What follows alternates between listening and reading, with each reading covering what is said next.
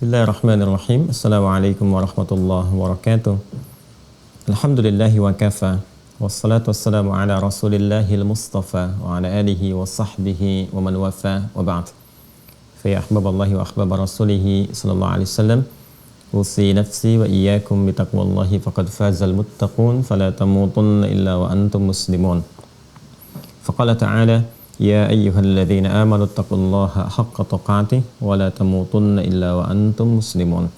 Saudara-saudariku, alhamdulillah bersyukur pada Allah Subhanahu wa taala yang memberikan kesempatan kepada kita kembali beraktivitas sesuai dengan ajal yang telah Allah tetapkan kepada kita semua.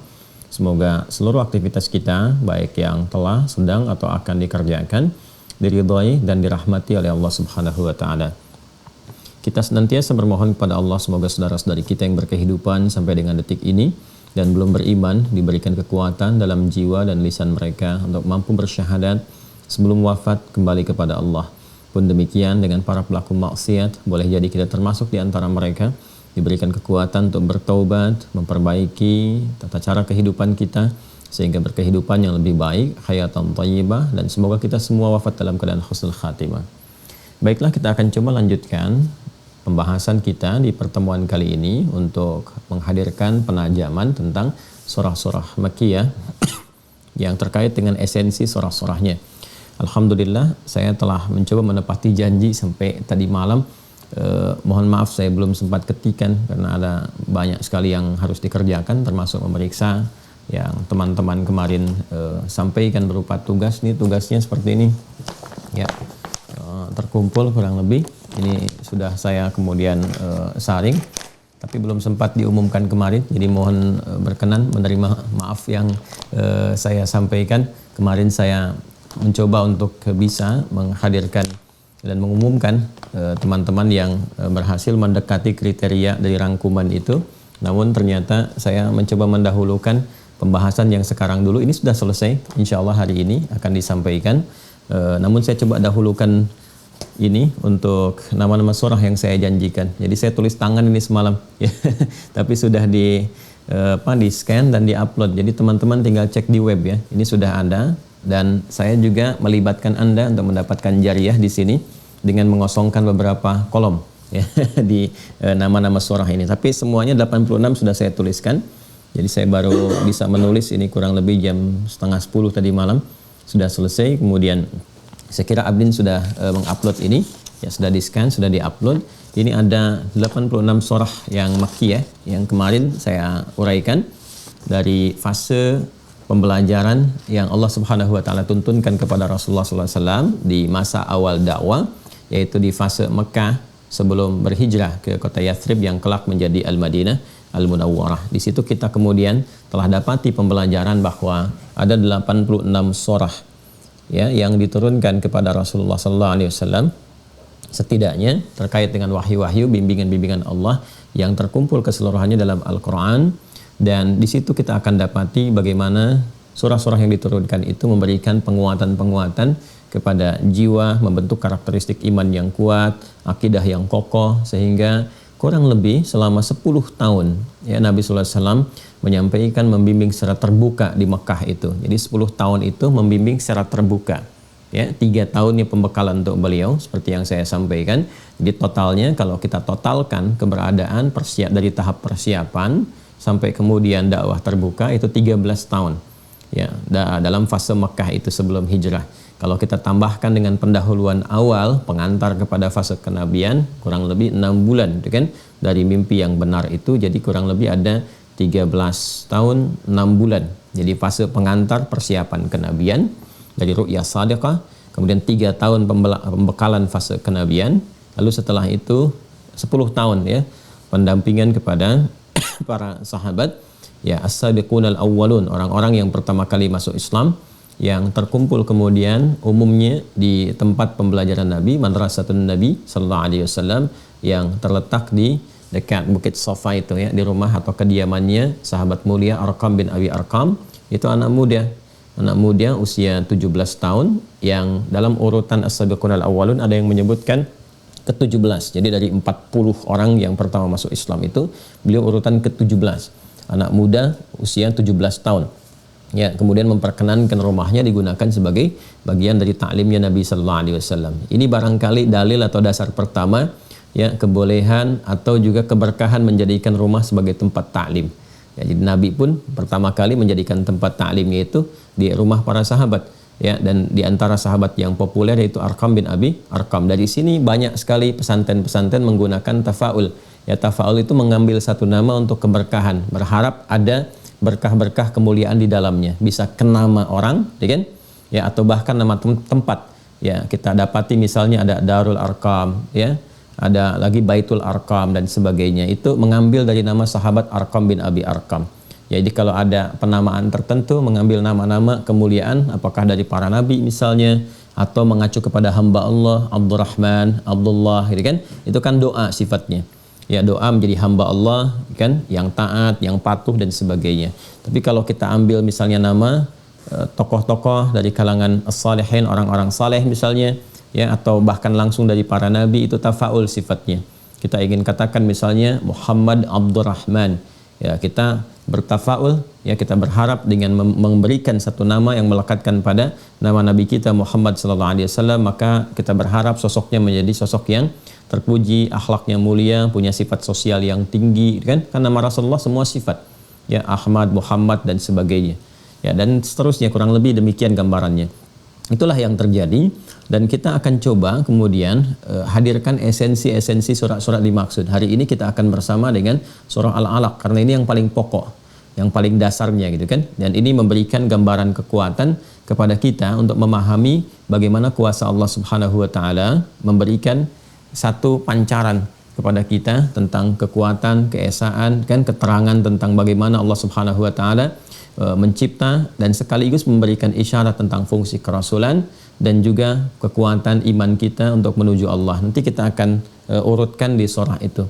Kemudian 86 surah telah saya hadirkan dari surah Al-Alaq, ya, surah yang pertama sampai dengan surah Al-Mutaffifin. Ya, ini bukan urutan mushaf, ya, tapi berdasarkan urutan turun gitu. Turun. Jadi saya berikan di sini ada dua kolom. Ya, ada dua kolom. Jadi kolom pertama ini saya berikan nomor, ini nomor turun, nomor urutan turunnya surah. Ya, jadi yang pertama surah Al-Alaq, gitu kan? Surah yang kedua turun Al-Qalam, kemudian yang ketiga turun Al-Muzammil, keempat turun Al-Mudaththir, ya kan? Nah, kelima turun Al-Fatihah. Terus ini sampai ke 86 Al-Mutaffifin. Kemudian di sini saya kosongkan yang urutan mushafnya. Jadi urutan mushafnya ini saya berikan 10 saja. Ya, 10 saja. Nanti selebihnya 76-nya Anda yang isi. Tadi yang saya katakan bahwa saya menginginkan keterlibatan Anda semua berjariah, gitu kan. Jadi saya menulis ini malam-malam supaya pagi atau subuh kali ini bisa ditampilkan. Saya sudah tuliskan 86-nya. Saya tuliskan sesuai dengan urutan diturunkannya. Nah, Anda saya kasih yang paling gampang, ya, supaya terlibat semua. Dikasih tinggal masukkan urutan di nomor mushafnya. Ya, jadi kalau Al-Alaq 96 kan sudah tuliskan, Al-Qalam 68, kan? Al-Muzammil 73, Al-Mudaththir 74, Al-Fatihah 1 terus sampai Al-Mutaffifin. Ini surah keberapa di urutan mushaf. Nah, nanti kalau sudah masuk semua, terus ke fikih kita sampaikan madaniyah, ke sini lengkap 114. Ini sengaja ini kosong sampai 86 dulu. Lalu saya berikan jeda di sini tagar supaya nanti di sini kita tuliskan madaniyah. Lalu kita sempurnakan 28 surah setelahnya menjadi 114 surah, dan sempurna semua kita akan tahu urutan turunnya, ya, berapa saja, kemudian nomor mushafnya berapa. Nah, dari sini nanti ada hikmahnya.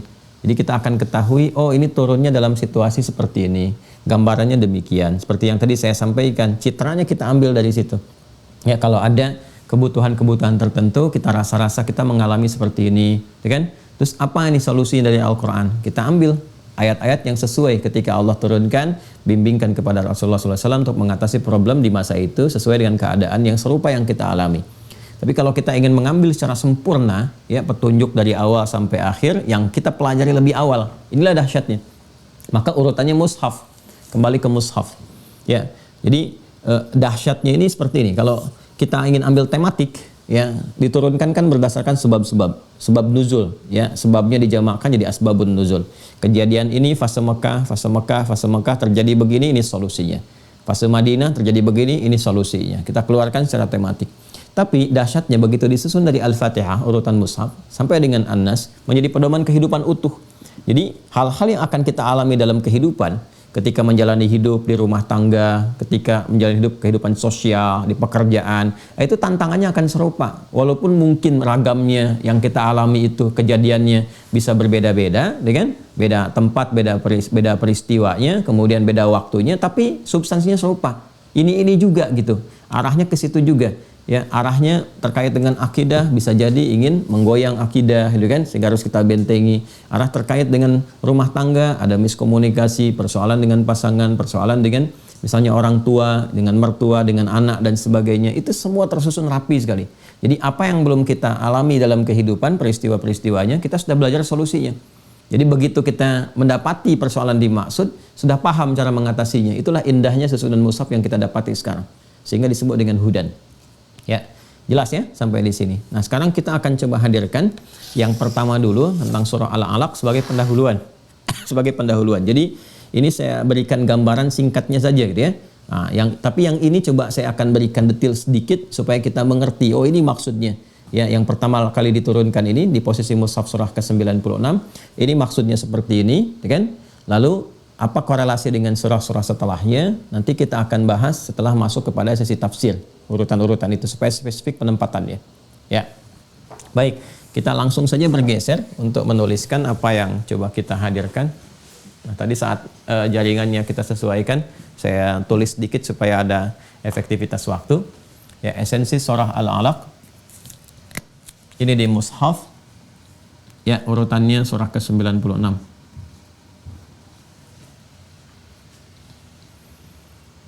Surah yang pertama kali diturunkan kepada Rasulullah SAW yang sekaligus juga memberikan isyarat pengangkatan beliau ya sebagai Nabi dan Rasul yang terakhir. Baik, ini kita ketahui dulu ya waktu-waktu dan tempat terkaitnya. Waktu turunnya diturunkan kepada Rasulullah SAW ya. Ini yang sepakat mayoritas ulama ketika melihat ya, dan mengamati keseluruhan diurutkan sampai menemukan waktu, yaitu di 17 Ramadan. Ya. 17 Ramadan. Harinya hari Senin. Nah, ini menarik sekali. Kalau kita ngaji ke fikih sampai didalami, ini masya Allah gitu ya, detailnya itu luar biasa. Dan ada hal-hal yang sangat luar biasa kalau kita dapati. Ya, Allah menetapkan segala itu dengan sempurna. Karena Nabi Muhammad SAW itu lahirnya Senin, menerima wahyunya Senin, wafatnya di hari Senin. Ya, sehingga nanti ada yang mendalami tentang waktu, menelusuri dan menghadirkan beberapa kesimpulan yang dahsyat juga. Ya, misalnya Ahad gitu kan. Ahad, kenapa disebut dengan Ahad? Ingin menunjukkan sesuatu yang mengarah kepada Allah Subhanahu wa Ta'ala, gitu kan? Pendalaman-pendalamannya, sehingga ada yang menyebutkan bahwa Senin itu harinya para nabi, ya Selasa itu ke para ulama dan seterusnya. Tapi itu nanti pembahasan berbeda. Kalau kita nggak dalami, nanti dikiranya oh ini cuma nyambung-nyambungkan, ya. Nanti di aspek yang lain bisa dikaji. Tapi saya ingin katakan bahwa waktu turunnya ini di hari Senin. Ya, sama dengan kelahiran Nabi Muhammad SAW harinya hari Senin dan wafatnya pun hari Senin, menerima wahyunya pun di hari Senin. Ya kan?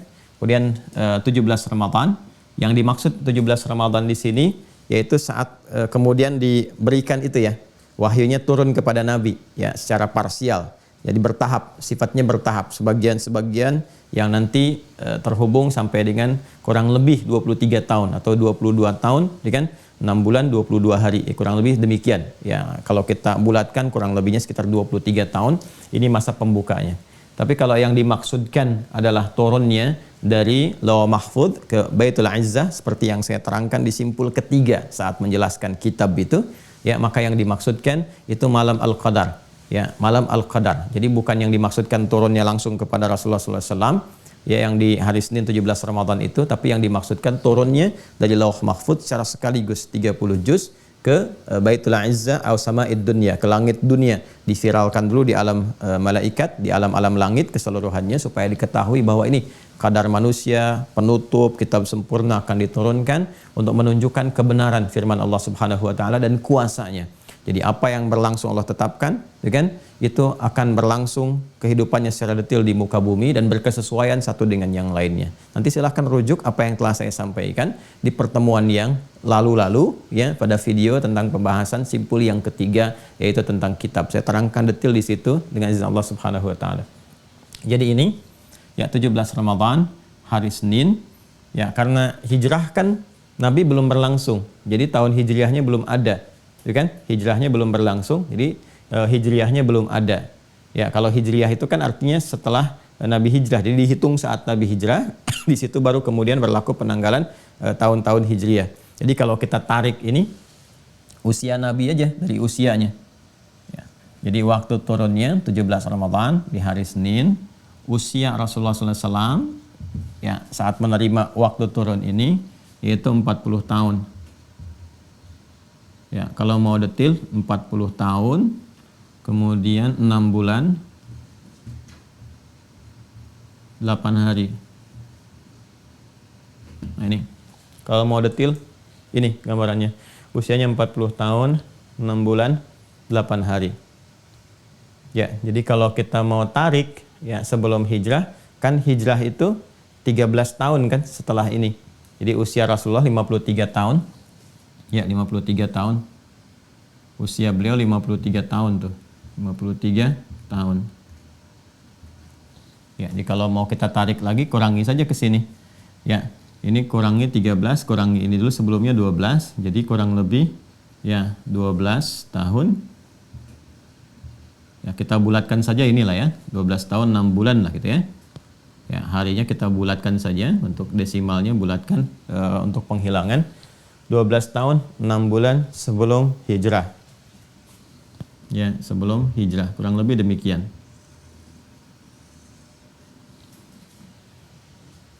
Sudah? Ya, jadi kalau kita mau genapkan ya 12 tahun 5 bulan, itu kan 357 hari sebelum hijrah, ya kan? Kalau mau kita genapkan juga seperti itu boleh, gitu ya. Nah, tapi kalau mau kita genapkannya ini, menghilangkan ini, kurang lebih 12 tahun 6 bulan sebelum hijrah. Nah, ini menerima wahyu pertama. Nah, yang paling menarik adalah saya garis bawahi di sini ya. Ya, atau saya kotaki saja, tidak perlu saya garis bawahi, saya kotaki begini. Baik, silakan fokus karena kita akan bicara esensi. Saya mulai sedikit detail juga, berikan sedikit detailnya supaya mengerti hikmahnya apa gitu kan. Ya, pematangan-pematangan seperti ini. Nah, teman-teman sekalian, ini usia 40 tahun ini sangat menarik ya. Karena nanti juga ada ayat dalam Al-Quran yang memberikan penekanan tentang esensi 40 tahun ini. Dan ulama itu banyak sekali menulis ya tentang 40 tahun ini. Ya, 40 tahun terkait dengan usia, bahkan nanti ada yang menghadirkan bimbingan sekitaran 40-an yang membimbing efektivitas kehidupan kita berdasarkan usia, apa sih yang harus dikerjakan. Jangan-jangan sudah 40 tahun belum memahami tujuan hidupnya apa, gitu kan? Mau kemana ini kehidupan? Kok masih bisa main-main? Sementara dia menyadari bahwa dia tuh satu saat akan meninggal dan kapan saja bisa terjadi, gitu kan? Nah, maka ada ulama-ulama yang membuat bimbingan-bimbingan semacam sekitar 40-an hadis. Sekitar 40-an disebut dengan arba'in namanya. Kalau arba'in itu sekitar 40-an. Hadisnya tepatnya 42. Ya, seperti Al-Imam An-Nawawi itu menulis Al-Arba'in itu 42 hadis, tapi disebut arba'in itu sekitar 40-an. Orang Arab itu suka menghilangkan hitungan-hitungan yang bilangan-bilangan yang tunggalnya gitu kan. Kalau misalnya ada genapnya puluhan, 40, jadi kalau 1-2-nya untuk menyebutkan umum saja, nah 1-2-nya nggak disebutkan, langsung saja arba'inat kan sekitar 40-an. Nanti yang sisanya tambahan-tambahannya masuk otomatis di dalamnya. Nah, ini sangat menarik. Nanti turun Quran surah ke-46 Al-Ahqaf. Surah 46 ayat 15. Ya. Ini terkait dengan usia 40 tahun ini, usia kematangan. Ya, 40 ini juga nanti terkait dengan ya pola pendidikan, tarbiyah. Ini cukup menarik sekali. Ya, dan Nabi Musa kan menerima wahyu juga ya di Tur Sinai itu 40 kan. 40 malam gitu kan. Jadi diberikan pembekalan oleh Allah Subhanahu wa taala, berikan kemudian kumpulan wahyu untuk umatnya 40 malam. Itu ada di Al-Baqarah ayat 51 ya. Wa idh wa'adna Musa arba'ina lailah, ya kan? Dan ketika kami berikan komitmen kepada Musa, berikan tentang penguatan wahyu-wahyu selama 40 malam, ya kan? Nah ini Nabi Muhammad SAW diberikan wahyu pertamanya usia 40 tahun. 6 bulan, ini 6 bulan itu yang 6 bulan 8 hari ini fase pendahuluan itu. Masih ingat gak? Ya, jadi genap sebetulnya 40 tahun itu diberikan, yang 6 bulannya ini persis yang fase pendahuluan ru'yah shadiqah. Ya, mimpi yang benar itu, ar-ru'yah shadiqah. Ar-ru'yah shadiqah. Yang saya sampaikan kemarin, ada fase pendahuluan, diberikan mimpi-mimpi yang benar tentang petunjuk-petunjuk, bukan mimpi biasa ya, tapi mimpi-mimpi yang nyata, yang benar, itu kan bahkan disebutnya misla falakis subhi, ya seperti jelasnya kelihatan kalau subuh itu, pagi itu mulai datang, kelihatan cerahnya, bagusnya, ya jelas sekali. Nah, itu berulang-ulang terus berikan bimbingan, arahan, sehingga menjadikan perenungan, kontemplasi. Itu yang menjadikan beliau tahannuts, ya, merenungkan, mengontemplasikan apa yang didapatkan dalam mimpi dengan realitas yang muncul dalam kehidupan masyarakatnya kok begini, gitu kan? Sedangkan dalam mimpi diberikan satu gambaran-gambaran kehidupan yang ideal, ya. Seperti ini, petunjuknya begini, begitu, realitas masyarakat seperti ini arahnya mau kemana? Maka direnungkan oleh beliau, ya, merefleksikan dirinya, kemudian di Gua Hira itu yang kemarin sempat kita kisahkan, dan dari situ kemudian turun surah Al-Alaq itu. Itu fase ar-ru'yah shadiqah ini 6 bulan kurang lebih, ini yang kita kotakin terpisah. Jadi setelah 6 bulan berlalu ini, ya, genap usia 40 tahun 6 bulan 8 hari, maka turunlah kemudian surah Al-Alaq tepat di 17 Ramadan, ya, di harinya hari Senin. Jelas ya? Nah, yang paling menarik, kenapa saya kemudian tekankan dulu ke sini, ke 40 ini. Nah, ini 40 ini disebut di Quran surah ke-46 di ayat ke-15 Al-Ahqaf, ayat ke-15 di sebelah kiri agak ke atas ya. Nah, ini sesuatu yang sangat menarik nih teman-teman sekalian ya. Perhatikan langsung aja ke bawahnya, kalau kita mulai dari depan, wa wassaynal insana ya. Dan kami, kata Allah, dengan segala keagunganku, kebesaranku, aku akan informasikan sesuatu yang sangat dahsyat, yang sangat agung, ya, sebagai pesan yang tegas kepada setiap manusia yang beraktivitas. Wassaynal insan. Perhatikan kalimatnya menggunakan kata insan. Allah tidak mengatakan wassaynan nasa, wassayna bani Adam, tapi wassaynal insana. Ini wassaynal insana. Ya kan? Nah, ini dia. Ini kita singkat jadi tausiyah, sifatnya disebut dengan tausiyah. Tausiyah. Wassa yuwassi tausiyatan, ya kan? Nah, ini. Tausiyah itu pesan yang singkat, padat, tegas sifatnya. Ya, singkat, padat, tegas sifatnya. Jadi kalau Anda minta, Ustadz tolong berikan tausiyah, artinya singkat. Nggak boleh lama-lama, gitu kan?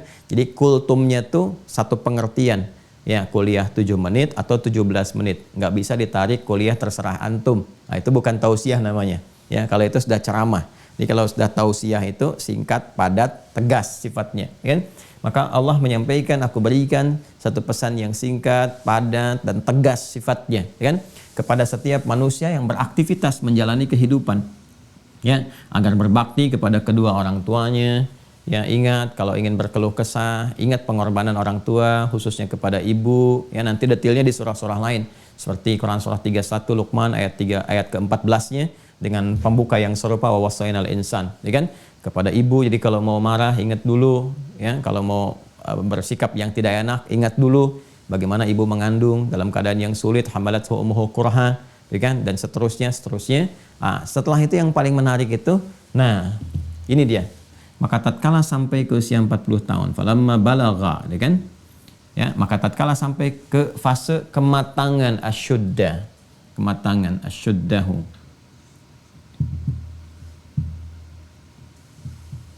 Nih. Tatkala sampai ke fase kematangan, asyuddah itu sesuatu yang kokoh, yang kuat. Makanya sesuatu yang keras disebut syiddah namanya. Ya, syiddah. Jadi ada double dari sebelumnya kekuatannya. Kalau misalnya kencang, keras, kuat disebut syadid. Ya, syadid. Wallahi ada kuwatu syadidah jiddan. Kekuatannya tuh kencang sekali, besar sekali. Itu syadid tuh kuat, kencang. Ya, sehingga dalam bacaan pun kalau sesuatu yang mengalami penambahan 2 kali lipat disebut dengan tasydid namanya. Tasydid tuh berkumpul menunjukkan satu gambaran ya atau simbol seperti ini ya yang menggambarkan ada dua huruf yang berkumpul bukan cuma satu. Jadi kalau kita gabungkan hamzah begini, waw dengan lam. Ya, yang satu sukun, yang kedua fathah seperti ini. Ini dua huruf ini bisa kita satukan supaya nggak banyak dituliskan. Ya cukup satu saja. Jadi begini hamzah, waw, lam. Untuk memberikan tanda ada dua yang berkumpul begini diberikan tasydid, double. Makanya kita bacanya dengan menekankan double, awwal, gitu kan? Awwal menunjukkan ada dua yang bersatu, satu kekuatan menyambung jadi satu. Ya, jadi kalau kita berikan kepada bentuk sifatnya menunjukkan satu kematangan yang sudah menyatu keseluruhannya. Di unsur-unsurnya itu matang semua, menyatu, diintegrasikan jadi menyatu. Nah, itu bahasa Arabnya menjadi asyudda. Ya. Asyudda. Artinya apa? Semua perangkat-perangkat yang mendukung aktivitas manusia untuk beraktivitas, yang tiga itu berdasarkan anatominya. Ini dalam sekali ya. Jadi kita butuh fokus dan mohon izin saya detilkan ini untuk memberikan pengantar yang kuat nanti untuk memahami pembelajaran kita di subuh kali ini. Jadi yang terkait dengan fisiknya, kekuatan fisik, kemudian juga rohnya, kemudian juga akalnya. Nah, ya ini usia 40 tahun ini ada kematangan. Di fisik sudah matang. Ya, terlihat sekali. Ya, bagaimana kekuatan fisiknya umumnya ya. Ini kan kita bicara skala pada umumnya. Dalam usia 40 tahun itu kan terakumulasi kekuatan-kekuatan dari fase dari kecil ke remaja ke pemuda. Nah, ini jenjang antara kemuda sampai nanti kematangan sebelum jadi senior. Ini 40 ini sesuatu yang sangat ideal secara fisikal. Ya, kekuatan sudah paripurna di sini. Ya. Kemudian secara spiritual, roh. Secara spiritual. Nah, ini juga sudah matang nih. Ya. Jadi rasanya sudah mulai peka. Ya, sudah mulai bisa secara emosional, sudah mulai dengan bijak kan. Ini kan kalau spiritual arahnya ke emosional. Ya, ke nilai rasa itu, ke jiwa itu kalau kita arahkan ini ke emosional. Ya. Ini nanti yang mengendalikan daya fikir. Jadi bukan hanya diberikan kekuatan spiritual, tapi dari spiritual ini mengatur tingkat emosional. Karena itu kan ketenangan, kegelisahan ada di sini kan, di emosi ini. Sedangkan pembelajaran ibadah itu ada di sini, di spiritual. Ya, kita sholat, baca Quran, ya, kemudian juga apa lagi? Ya, kita berdoa, semuanya kan disebut dengan zikir. Ya, sholat bagian dari zikir. Quran surah 20 ayat 14. Wa aqimis sholata li dzikri. Berdoa zikir. Quran surah 7 ayat 205. Wadhkur rabbaka fi nafsika. Fi nafsika, nafas itu puncak spiritual. Tadarruan wa khifatan wa dunal jahri minal qaul. Terus kalimat thayyibah subhanallah alhamdulillah itu bagian dari zikir. Quran surah keempat ayat 103. Fa idza qadaytumus salata fadhkurullah. Ya, Qurannya sendiri zikir. Inna nahnu nazzalna dzikra wa inna lahu lahafizun. Quran surah 15 ayat 9. Fungsi zikir menenangkan hati, ketenangan ini kan bagian dari emosional. Ya kan? Ala bi dzikrillah tatma'innul qulub di Quran surah ke-13 Ar-Ra'd ayat 28. Jadi kunci emosional ya.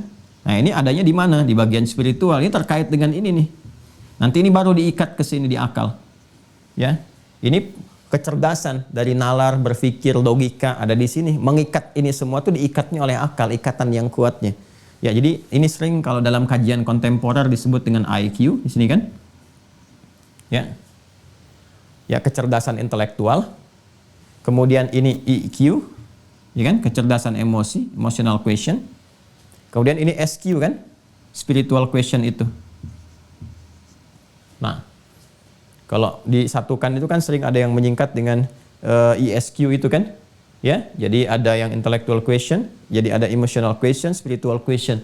Jadi semua saling terhubung. Tapi ini nggak bisa kita dididik dengan latihan-latihan training biasa, tidak. Ini harus menggunakan training robbani. Artinya semua pelatihannya, bentuknya itu sudah Allah atur karena ini bagian fitrah kehidupan manusia. Nggak bisa lekat, ini nggak bisa dipisahkan, lekat semua, nggak bisa dipisahkan. Jadi kalau paketnya komplit paketnya. Kalau kita ingin kematangan intelektual, maka dia akan mengikat semua informasi dari sini. Mesti ada kematangan spiritual. Jadi kalau spiritualnya nggak matang, ini juga nggak akan terarah. Walaupun ini sudah siap untuk mengeksekusi sesuatu, logikanya ini sudah matang di sini. Menangkap sesuatu dengan logis, tahu premis-premis, bisa membaca silogisme, bisa membedakan kalau ini pernyataan benar, pernyataan salah. Tapi kalau ini yang nggak matang, tetap digunakan pada yang keliru. Ya, dia bisa menangkap ini benar, ini salah, tapi kebenaran dan kesalahannya ditempatkan kepada maksiat. Apa contohnya? Ya, dia tahu nih, dia amatin. Ini sendal yang bagus, ini sendal yang tidak bagus, ya kan? Yang bagus nih yang bisa digunakan, benar, ini yang benar yang bisa dipakai, gitu kan? Yang nggak bagus ini paling sedikit lah, ya kan? Ya, asas penggunaannya, manfaat dia sudah bisa bedakan. Yang benar nih yang ini kualitas bagus, ya. Yang benar, yang baik, yang bisa dipakai. Ini paling dipakai sebentar rusak, ya. Manfaatnya nggak terlalu lama. Dia bisa bedakan ini yang benar, ini yang salah. Tapi pengetahuan itu nggak bisa dia tempatkan pada tempat yang baik ketika spiritualnya lemah atau kosong. Akhirnya apa yang terjadi? Dia ambil sendal yang bagus, dia pakai, yang jelek dia tinggalkan. Yang bagus tuh yang punya orang. Yes, ya. Ya, yang bagus tuh yang punya orang gitu. Jadi ada lagi yang datang nggak pakai sendal, pulang-pulang bawa sendal. Dia tahu sendal itu bisa dipakai, cuma ditempatkan di tempat yang salah. Nah ini ada matang di pemikiran, bisa menalar, membedakan, tapi nggak matang di sini. Ada persoalan di sini. Ya, jadi kuncinya semua tetap kembali ke sini. Nah, kematangan spiritual itu siap artinya. Siap ya, siap untuk diisi, siap untuk diarahkan ya. Kemudian kalau mendapat itu logika menangkap dengan baik, diisikan yang benar-benar, ketangkap ke sini langsung. Cepat sekali nangkapnya. Ya, cepat bisa mengeksekusi, bisa mendapatkan kematangan-kematangan untuk mencerna, ya, kemudian mendeliver lagi, meneruskan lagi kepada orang yang membutuhkannya. Itu ternyata 3 aspek ini, baik emosional, spiritual, kemudian juga dengan intelektual, itu kematangannya letaknya di usia 40 tahun. Ini yang paling bisa ya tersinergikan ketiga bagian ini. Ini pada umumnya ya. Walaupun nanti ada juga yang bisa mengalami percepatan-percepatan. Ya, ada percepatan-percepatan, tapi barangkali juga percepatan ini tetap saja tidak bisa menghadirkan satu ideal yang sepenuhnya. Ya, misalnya begini, ini oke, matang secara akal, secara roh, ya. Secara fisik dia masih usia sekian tahun. Kalaupun dibandingkan dengan yang di atasnya masih kuat yang di atas, boleh jadi demikian, gitu kan? Nah ini, jadi ada saja sisi bagian-bagian tertentunya tetap yang membutuhkan fase kematangan secara menyeluruh. Nah pada umumnya kekuatan ini asyuddah bisa disinergikan itu dalam usia 40 tahun. Jadi ini sudah siap, ini siap, ini siap. Makanya di sini ketika mencapai usia kematangannya yang bisa menyinergikan 3 bagian ini. Ya, falamma balagha asyuddah, jadi ketika sudah sampai kepada 3 tahap ini bisa disatukan keseluruhannya, ya usia berapa? 40 tahun. Nah, ini kalau sudah mendekati usia-usia ini atau bahkan sudah ada di sini atau melewati ini. Nah, ini harus memperbanyak doa. Ya, perbanyak doa. Apa doanya? Ya, kalau Rasulullah kan turun wahyu tuh, ya kan? Nah, kalau kita minta kepada Allah, Rabbi auzi'ni an ashkura ni'mataka allati an'amta 'alayya wa ala walidayya wa an a'mala salihan tardah, sampai ke wa aslih li fi dzurriyyati dan seterusnya. Jadi yang kita mintakan pertama kita memohon dengan syukur dulu, ini adabnya.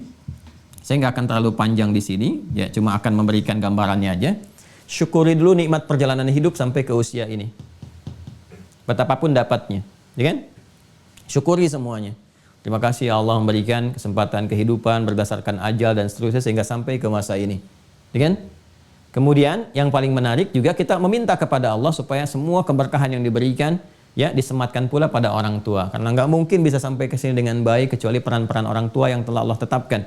Ya, dan boleh jadi ini isyarat juga semua kesuksesan, kelapangan yang disyukuri itu. Ya, syukur hartanya meningkat dengan luar biasa, kedudukan bisa tinggi, ilmu bisa luas, kan? Disertakan orang tua di situ, memberikan kesan kepada kita, boleh jadi saham orang tua itu lebih banyak dibandingkan dengan ikhtiar yang kita nilai bahwa itu adalah peran kita. Ya, mungkin orang tua dulu yang banyak bermohon kepada Allah, bangun tahajud, bahkan sampai dengan kini. Ya, bangun tahajud, minta sama Allah zikirnya dikhususkan untuk kita supaya bahagia. Kadang-kadang ada yang berkata, ya Allah jadikan anakku lebih baik daripada aku saat ini keadaannya. Jadikan tempat tidurnya nyaman, anak-anaknya, cucu-cucuku ya Allah jadikan mereka semua lebih baik daripada keadaanku saat ini secara ilmu, secara harta. Ya, ayahnya yang peluh dengan keringat, mencangkul di sawah dan sebagainya, mohon kepada Allah berikan harta yang layak kepada anakku supaya nggak mencangkul seperti aku dan sebagainya. Itu yang sampai menggoyang aras itu yang menjadikan langkah kehidupan anak jadi mudah. Karena itu saya sering katakan boleh jadi saham orang tua itu 70%, anaknya cuma 30 gitu. Nah, kesadaran ini yang ingin dibangun oleh Al-Quran. Syukuri nikmat, sertakan orang tua. Makanya nanti ada kaidah infak untuk orang tua. Di Quran surah kedua ayat 215. Yang sifatnya mengikat, sangat lekat sekali. Nanti itu bahasan terpisah. Nah, yang ingin saya katakan adalah ini kaitannya ketika sudah tuntas mensyukuri nikmat ini dapat di sini, lalu apa yang terjadi? Wa an a'mala shalihan tardah. Amal saleh ini perbuatan. Ya kan? Yang diridhai. Wah, ini dalam sekali nih. Dalam sekali. Masih ingat pembuka ayatnya? Wa wassaynal insana. Ya, kami wasiatkan kata Allah ya dengan segala keagunganku, ya kan? Ku tegaskan kepada semua manusia. Ini alif lam ini mengikat kepada setiap manusia tanpa kecuali, istighraq sifatnya secara personal. Jadi kalau kita baca Al-Qur'an, rasakan oleh jiwa kita itu sedang dikhitab oleh Allah. Ini ayat untuk kita nih. Ya, kita sedang mendengarkan firman Allah, Allah menyampaikan kepada kita gitu kan. Nah, jadi ini kita yang ditujukan setiap personal. Kata Allah, aku berikan pesan yang tegas, gitu kan? Ya, pesan singkat, padat, tegas yang sangat penting sampai disertakan keagungan Allah Subhanahu wa taala menggunakan ini ta'zimun nafsi, li ta'zimi sya'ni. Ini insan menunjuk pada setiap manusia dengan totalitas aktivitas. Aktivitas itu kan disebut dengan amal kan? Perbuatan itu amal. Nah, jadi ini halus tapi dahsyat sekali. Singkat tapi padat isinya. Ini ada satu pengingat yang sangat tajam. Saya tidak katakan sindiran ya, tapi pengingat yang sangat tajam karena fungsi Al-Qur'an kan zikir. Zikir itu pengingat, mengingatkan, ya. Ya kalau merasa tersindir berarti ada yang keliru kita. Ya, ada yang keliru, ya. Perhatikan baik-baik. Sampai 40 tahun ini tuh. Kan kita beraktivitas dari mulai baligh. Ukuran baligh kan sekarang bisa berbeda-beda, ya.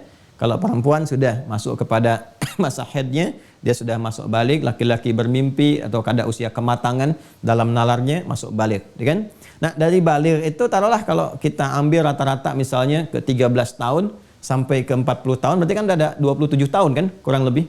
Nah, itu perbuatan setelah dia baligh, masa baligh itu kan mulai tercatat tuh. Ya, mulai ada hisab, tercatat dan seterusnya. Ini sampai ke 40 tahun, ya kurang lebih 20-an tahun lebih itu kan sudah berbuat banyak hal nih. Sudah soleh belum?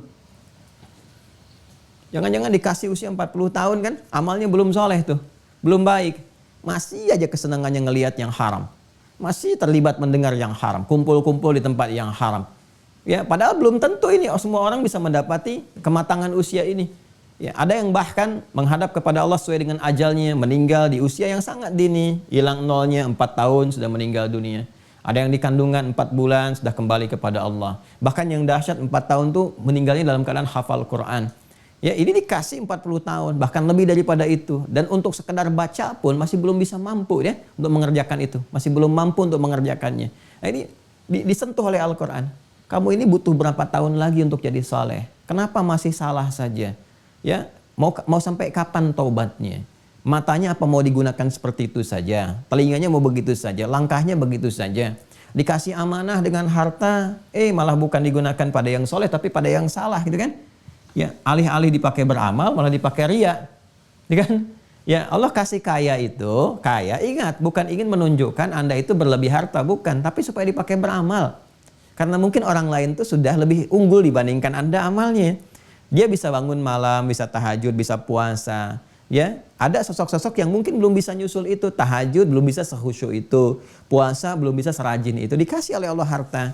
Ya, semakin meningkat untuk menyaingi yang itu, fastabiqul khairat, ningkatkan lagi. Nah, betapa banyak orang-orang yang diberikan kesempatan lewat harta benda nggak bisa maksimal jadi saleh. Lewat kedudukan, padahal bisa dengan tanda tangan memuat. Ya, waktu-waktu sholat bagi umat Islam itu harus ditunaikan dengan baik dulu. Berhenti dulu, jeda pekerjaannya. Ya, tunaikan sholat terlebih dahulu. 5 menit diberikan kesempatan. Itu cuma modal tanda tangan. Di bawahnya ada ribuan karyawan. 5.000 karyawan yang muslim misalnya. Mendapatkan instruksi itu, mereka sholat jamaah. Dapat pahalanya. Mumpung masih dapat kedudukan. Cuma modal tanda tangan aja. Begitu selesai kedudukan, dia selesai. Nggak punya kuasa lagi. Ya, maka sepanjang mendapatkan amanah kedudukan, pakai yang baik-baik. Wa tu'izzu man tasya. Wa tudhillu man tasya. Biyadikal khair. Innaka ala kulli syai'in qadir. Maka Allah akan berikan izzah, angkat. Ini saleh. Ya, ada kalanya orang sudah beramal soleh, merasa amalnya benar, belum tentu diridhai. Memang bagus, sudah banyak sholat. Berapa di antara sholat itu yang benar? Berapa yang ada riyanya? Bahkan berapa yang tidak khusyuknya? Kemudian betul infak, kelihatan rajin. Berapa yang ikhlas dari infak itu? Berapa yang ada riyanya? berapa yang nggak bagusnya dan sebagainya. Itu masalahnya seringkali ada di sini. Ya. Masa sudah beramal pendahuluan sampai matang, sudah 40 tahun lebih, masa sudah 70 tahun masih ria juga. Ya, masa sudah 60 tahun masih nggak ikhlas juga dan sebagainya. Mau sampai kapan gitu? Ya, karena itu kita minta bimbingan kepada Allah supaya satu, dikuatkan amalan kita menjadi saleh, diridhai dan terwariskan itu sampai keturunan. Wa aslih li fi dzurriyyati. Terwariskan sampai keluarga besar, sampai keturunan. Nah, ini kaitan dengan kitanya sekarang. Ya, kaitan dengan kita. Apa korelasinya dengan apa yang akan kita uraikan, bahas di Al-Alaq ini? Nah, menariknya, bimbingan pertama yang Allah berikan, langkah-langkah menuju saleh ini, kan? Langkah-langkah menuju saleh ini, Allah turunkan pertama kali pada Nabi Muhammad SAW persis di usia yang ke-40 tahun. Langkah saleh. Ingat, ini masih pembekalan Nabi menjadi saleh, meningkat saleh, bukan muslih. Jadi ada saleh, ada muslih, itu beda. Ya, jadi ada salaha, ada aslaha. Salaha begini. Salaha yasluhu, pemiliknya orangnya disebut saleh. Ada aslaha yuslihu. Aslaha yuslihu, orangnya muslih. Saleh itu baik secara pribadi, muslih memperbaiki. Awas ya. Saleh itu baik secara pribadi, membekali diri supaya jadi lebih baik, lebih baik, lebih baik. Ya kan? Kalau kebaikan ini auranya ingin ditebarkan kepada yang lain sehingga bisa memperbaiki yang lain-lain, menebarkan aura positif sehingga orang lain mendapatkan bagian-bagian yang serupa, itu muslih namanya. Ya. Muslih ini kan fase berikutnya ketika Nabi mendapatkan wahyu surah Al-Mudaththir itu. Ya. Surah yang ke-74 dan keempat di urutan asbabun nuzul. Urutan pertamanya kan Al-Alaq, Al-Qalam, Al-Muzammil, Al-Mudaththir. Ya kan? Nah, jadi ketika mendapatkan Al-Mudaththir, baru Nabi kemudian ditugaskan untuk menebarkan risalah secara terbuka. Perannya menjadi muslih, rasul, menyampaikan risalah. Fungsi dari risalah itu salah satunya adalah islah, memperbaiki, ya, menjadi muslih. Makanya ketika turun wahyu yang pertama itu membentuk karakter saleh dulu, dan belum banyak tantangan dari masyarakat sekitaran, ya. Masih melekat tuh, al-aminnya masih melekat, pujian-pujian, kemuliaan, apresiasi segala macam itu. Semua menganggapnya Masya Allah yang terbaik, yang paling ideal, yang paling mulia dan sebagainya. Saleh. Ya. Tapi kalau sudah nanti terbuka muslih, memperbaiki, tantangannya pun berbeda. Ya. Ini nggak sama nih. Sudah mulai ada ketidaksukaan, ketidakcocokan, ada persekusi, ada macam-macam dan sebagainya ini. Nah, fase saleh ke muslih ini, itu kan kurang lebih 3-4 tahun. Nabi mulai masuk fase dakwah terbuka itu usianya nanti kurang lebih ke 44 tahun. Ya, kurang lebih 3 tahun 4 bulan, 3 tahun 6 bulan lah. 3 tahun 6 bulan nih. 3 tahun 6 bulan. Ya, di pas usia ke 44 tahun, setelah fase menerima ini, ya 40 tahun 6 bulan, 3 tahun 6 bulannya, fase ke 44 tahun, baru turun Al-Mudaththir. Ya, pelan-pelan ya, pelan-pelan, sini. Ini baru kemudian secara terbuka. Sedangkan saat wahyu pertama diturunkan, ini membentuk karakteristik apa? Karakteristik saleh, belum muslih. Artinya membekali pribadi Nabi dulu, dibekali dulu, dikuatkan dulu, ya, dioptimalkan secara pribadi dulu sehingga setelah kuat, kokoh, kan siap dan sebagainya secara pribadi dan lingkungan terdekatnya beliau di keluarganya, ya. Ada Sayyidah Khadijah di keluarga terdekatnya dengan sahabat terdekat Abu Bakar, ya kan? Nanti ada juga Ali bin Abi Thalib di keluarga beliau juga. Lingkup keluarga yang terdekatnya sudah siap, sudah tahu nih siapa yang bisa support, siapa yang kuat secara pribadi sudah matang. Baru kurang lebih 3 tahun 6 bulan itu, ya kurang lebih dari fase ini turunlah surah Al-Mudaththir. Nah, apa kaitan dengan yang saya uraikan tadi? Di sini kan kalau kita kembali ke surah 46 ayat 15, ya kita minta kepada Allah, wa an a'mala shalihan tardah. Dan bimbing kami ya Allah supaya kami bisa beramal salih ini. Artinya ini kan perbaikan diri nih, perbaikan diri.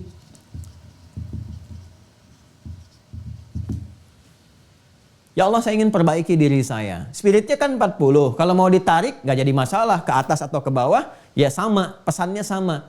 Ya artinya saya saja pribadi belum sampai usia 40, ya kan? Belum sampai 40. Sekarang masih 37 mau masuk 38, berarti masih ada 2 tahun. Ya, masih ada 2 tahun lagi. Ya, kan ada di antara teman-teman keluarga besar Mira yang sudah lewat kan? Ya, ada yang pas, ada yang ditarik ke bawahnya. Ini pesannya sama saja. Substansinya serupa, membentuk kematangan diri, berbekal dari sekarang. Kalau nyampe ke 40, ya alhamdulillah, mudah-mudahan Allah ridha dengan itu, kita siap. Kalau sudah lewat diperbaiki sehingga kembali kepada rel yang benar, ya kan? Kalau berhenti sebelum 40 dan wafat di situ, alhamdulillah. Belum matang aja udah mematangkan diri gitu kan. Dan mudah-mudahan Allah ridha dengan itu semuanya. Nah, di sini kita mohonkan wa an a'mala rabbi auzi'ni an ashkura ni'mataka allati an'amta 'alayya wa 'ala walidayya wa an a'mala salihan, dan bimbing hamba untuk beramal soleh yang engkau ridhai. Sedangkan dalam syahadat kita dimintakan mengikuti petunjuk Nabi. Asyhadu an la ilaha illallah wa asyhadu anna Muhammadar Rasulullah. Ya kan? Kita mengikuti semua wahyu yang dibimbingkan oleh Allah. Nih, begini dengan syahadat kita itu. Lewat siapa? Muhammad Rasulullah. Ya, karena itu tegas disampaikan kan? Laqad kana lakum fi Rasulillahi uswatun hasanah. Semua yang melekat pada pribadi Nabi itu contoh terbaik.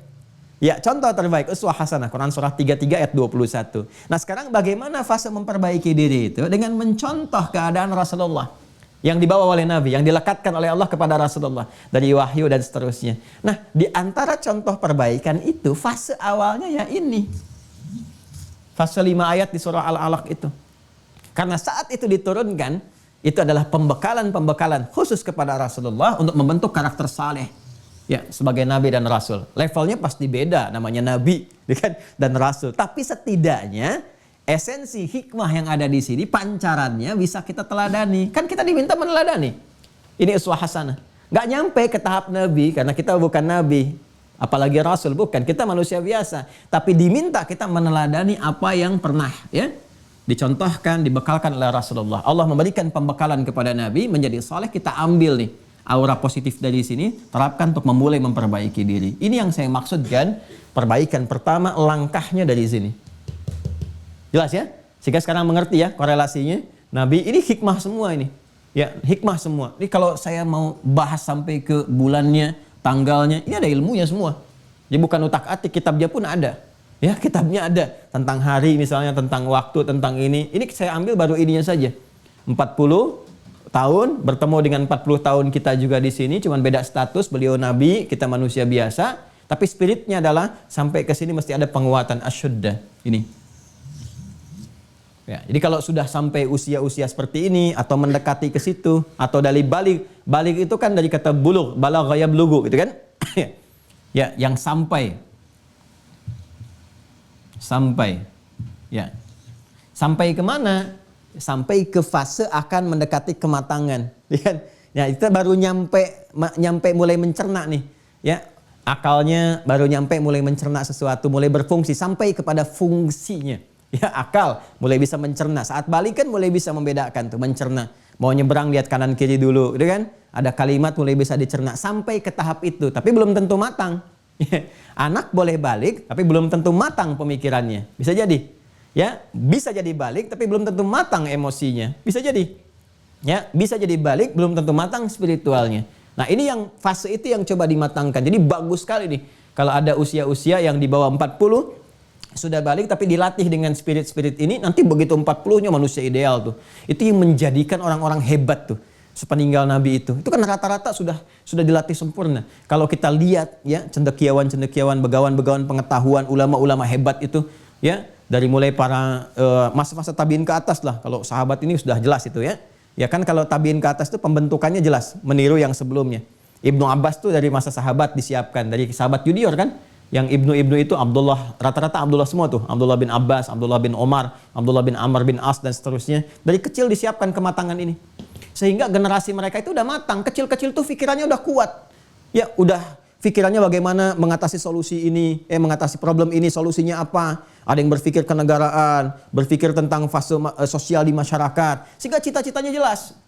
Bahkan ada anak-anak yang belasan tahun itu cara berpikirnya itu udah matang sekali. Udah matang sekali. Wah, ini problem ini solusinya harus begini nih. Nanti saya dewasa ingin jadi seperti ini. Ini sudah begitu. Jadi mereka tuh di usia 13 tahun, 12, 13, 14 tuh udah punya visi masa depan. Jadi nggak sibuk dengan TikTok, dengan game, dengan macam-macam ya. Ya itu nggak matang gitu. Kita harus balikin ke sini nih.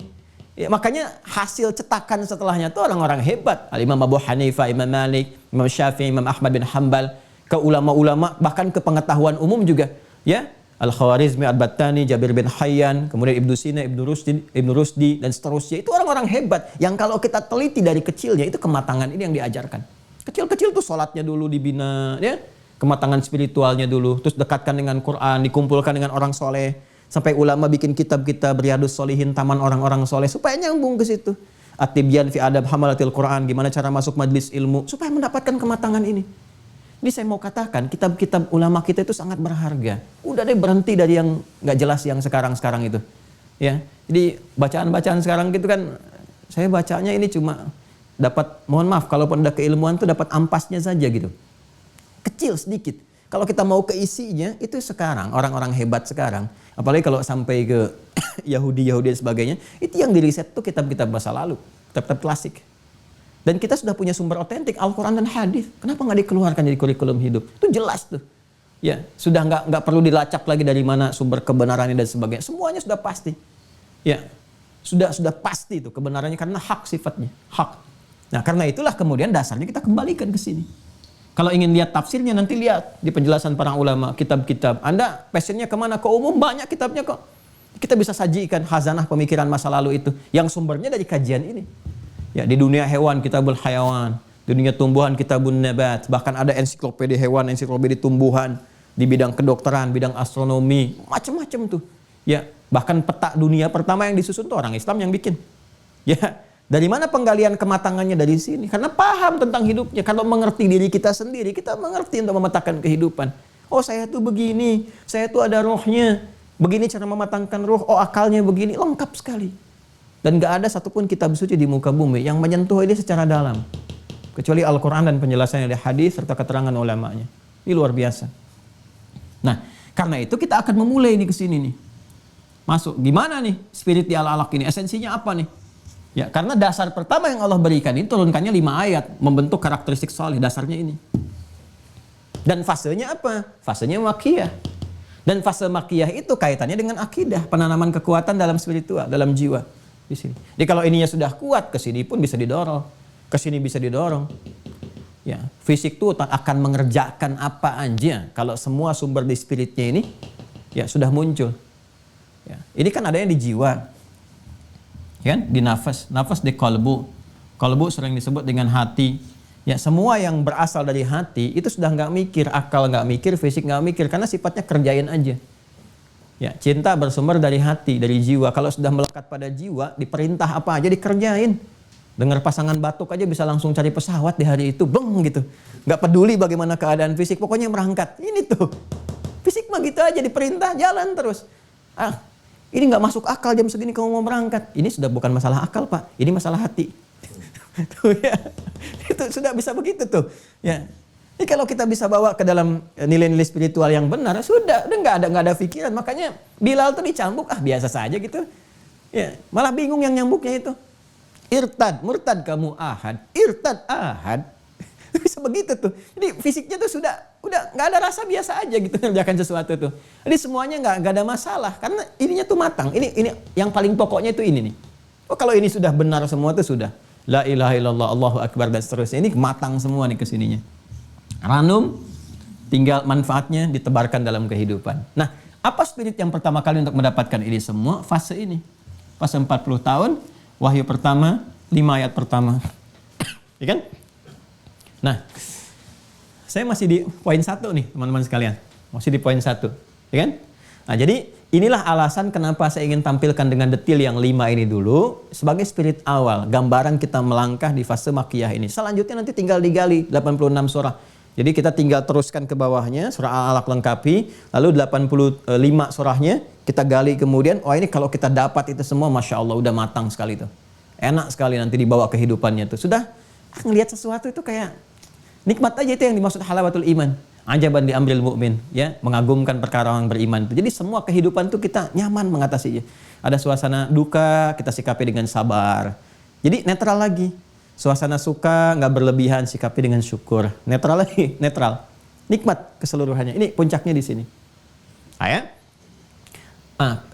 Saya sempurnakan dulu di sini ke wahyunya, baru nanti kita masuk ke tempat keduanya, tempat turunnya. Jelas ya? Ini ya. Jadi kita ambil spirit yang pertama bahwa setiap manusia beraktivitas itu, aktivitas itu artinya semua tindakannya kan, sifat dan sikapnya, ya semua amal lah kalau dipersingkat begini. Semua perilakunya itu mesti matang. Ya, dia kalau mau bersikap apapun harus terukur. Dan di Islam itu kematangan itu juga pondasinya pengetahuan, ilmu. Ilmunya pun mengakar kepada iman. Ini dasar pertamanya, dasar pemikirannya ini. Ya. Setiap manusia yang beraktivitas ini insan. Setiap manusia yang beraktivitas mesti matang. Ya. Dalam mengimplementasikan semua rencana-rencana yang akan diwujudkan dalam bentuk amal atau perbuatan itu sehingga menjadi saleh. Ya, sehingga kalau ingin semuanya matang, basicnya pengetahuan, ilmu. Kalau saya ingin turunkan ayat lagi, boleh di Quran surah 17 Al-Isra di ayat 36. Wala taqfu ma laisa laka bihi ilmun. Jangan kau ikuti, ikut saja nggak boleh, apalagi mengerjakannya. Jangan kau ikuti, kan? Segala hal bersikap, berbuat yang tidak ada dasar pengetahuannya. Inna sam'a wal basara wal fu'ada kullu ulaika kana anhu mas'ula. Sungguh semua sumber pengetahuan itu akan dipertanggungjawabkan di hadapan Allah. Kenapa kamu kerjakan ini? Saya nggak tahu ya Allah kalau ini maksiat. Saya kan kasih kamu akal, kenapa nggak digunakan? Saya kan kasih kamu indera, penangkap informasi dari pendengaran, bisa nangkap informasi, mulut bisa mengklarifikasi, mata bisa melihat arahnya mau kemana. Ya, apa itu nggak cukup? Nah, itu dihisab itu di hari kiamat kelak. Nah, ilmu yang benar itu kalau dia berpijak pada pondasi iman, maka menjadi namanya ulul ilmi qaiman bil qista, berpijak pada kebenaran. Ini sumbernya iman. Ini yang dimaksud Quran surah ketiga Ali Imran ayat 18. Syahidallahu annahu la ilaha illa huwa wal malaikatu wa ulul ilmi, ini qaiman bil qista. Jelas ya? Ini. Nah, untuk mendapatkan ini semua, maka fasenya kan ini mesti matang imannya dulu. Imannya bagus, support ke ilmunya ditangkap oleh akal tuh bagus, efektif. Ya, baru setelah diikat diterjemahkan dalam bentuk instruksi ke fisik untuk beramal, kan gini. Ya kan? Dari iman ke sini ke akal, kemudian langsung dieksekusi secara fisikal, di sini secara fisik. Nah, artinya apa? Kembali lagi kematangannya ke sini, ke spiritual. Nah, ayat pertama atau wahyu pertama yang membentuk karakteristik yang baik ini, yang ideal, yang soleh ini adalah Quran surah ke-96 urutan mushaf ayat 1 sampai 5. Baik. Mari kita detilkan. Bismillah. Kemarin sudah saya tuliskan dan sudah juga saya bahas sekilas dengan cepat, gitu kan? Ada masuk ke detil yang cepat, jadi nanti yang kemarin saya uraikan tidak akan saya singgung dengan dalam lagi, cuman gambaran-gambarannya saja, ya. Baik, jadi ini inti yang akan kita bahas. Yang tadi itu pengantar, ya, mukaddimahnya. Jadi saya ingin gambarkan, kalau saya nggak terangkan ini kita nggak ngerti nih bagaimana pentingnya, istimewanya 5 ayat pembuka dalam wahyu itu. Jadi saya terangkan itu supaya kita mengerti, oh ini lupanya maksudnya ke sini, bukan sekedar wahyu yang turun. Dan kisah-kisah yang mengiringinya gitu kan, terkait dengan sejarah yang kita kemudian sampaikan kemarin. Bismillahirrahmanirrahim, ya. Kita mulai yang pertama, Iqra. Silakan dibuka mushafnya. Bismillahirrahmanirrahim. Khalaq, gitu kan? Seperti ini. 2. Khalaqal insana min 'alaq. Kan? 3. Iqra wa rabbukal akram. Ya. 4. Alladhi 'allama bil qalam. 5. Allamal insan. Nah, ke insan lagi kan? Allamal insan ma lam ya'lam. 5 dulu. Selebihnya nanti sampai ayat terakhir, tantangan-tantangan ketika kita akan mengerjakan ini. Sekaligus sindiran-sindiran Allah dan ancaman-ancaman yang Allah berikan kepada orang-orang yang mencoba menghambat fitrah kehidupan ini. Jadi ini hak asasi manusia tertinggi. Yang pertama kali Allah kemudian informasikan kepada kita bahwa semua manusia berhak untuk menjadi soleh. Jadi orang-orang yang menghambat kesolehan seseorang sehingga tidak berpeluang mendapatkan rahmat Allah, itu ancamannya tinggi. Ya, itu langsung nanti diancam dengan zabaniyah. Itu apa namanya? Di antara malaikat yang bertugas narik ubun-ubun, nasiyatin kadhibatin khati'ah. Jadi kan sanad zabaniyah. Jadi biarkan nanti akan ditarik ubun-ubunnya dibawa ke neraka jahanam. Itu ancaman tinggi. Jadi orang-orang yang menghambat, merampas hak asasi manusia pertama untuk menjadi saleh, itu ancamannya tinggi sekali. Ya, nanti satu saat kita bisa ada kajian HAM. Boleh tuh HAM dalam perspektif Al-Quran dan hadis. Kalau buatan manusia bisa relatif. Ya, yang satu mengatakan iya benar, yang satu mengatakan tidak, itu nggak benar. Ya, itu menyalahi fitrah gitu. Nanti kita akan lihat bagaimana tinjauan ya HAM dalam perspektif Al-Quran dan hadis. Saya kira belum ada bukunya itu ya. Boleh tuh nanti kita turunkan tuh. Karena menarik. Ya, kemarin saya dialog dengan tokoh ini sedikit ya, intermezzo sedikit. Tapi ini nyata sifatnya, nggak ada sesuatu yang dikarang. Ada tokoh kemarin datang, kita dialog tuh ya. Salah satunya yang disinggung tentang LGBT itu. Ya, kenapa salah satu kesulitan itu diatasi LGBT itu ya untuk membantu mereka kembali kepada jalan yang baik-baik? Karena selalu ini munculkan HAM. Padahal kalau kita gali pengertian HAM sendiri itu bertentangan dengan HAM sebetulnya. Ya, harusnya dibantu untuk kembali kepada HAM.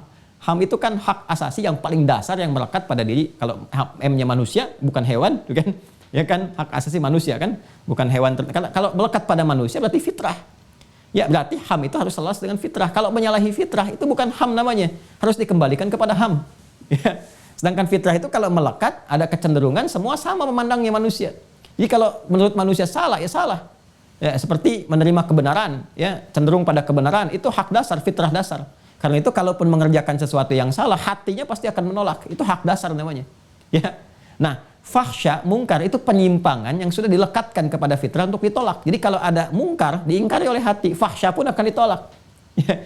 Buktinya apa? Buktinya nggak semua manusia membenarkan itu, kebanyakan menolaknya. Kalau ditolak oleh banyak orang dan tahu bahwa itu adalah penyimpangan, itu menyalahi fitrah, bukan diperjuangkan menjadi bagian dari fitrah. Itu di antara cara berpikirnya. Kalau mau didetailkan banyak nanti. Tapi karena bukan sekarang waktunya, kita kembali ke sini aja dulu. Ya. Iqra bismi rabbikal ladzi khalaq.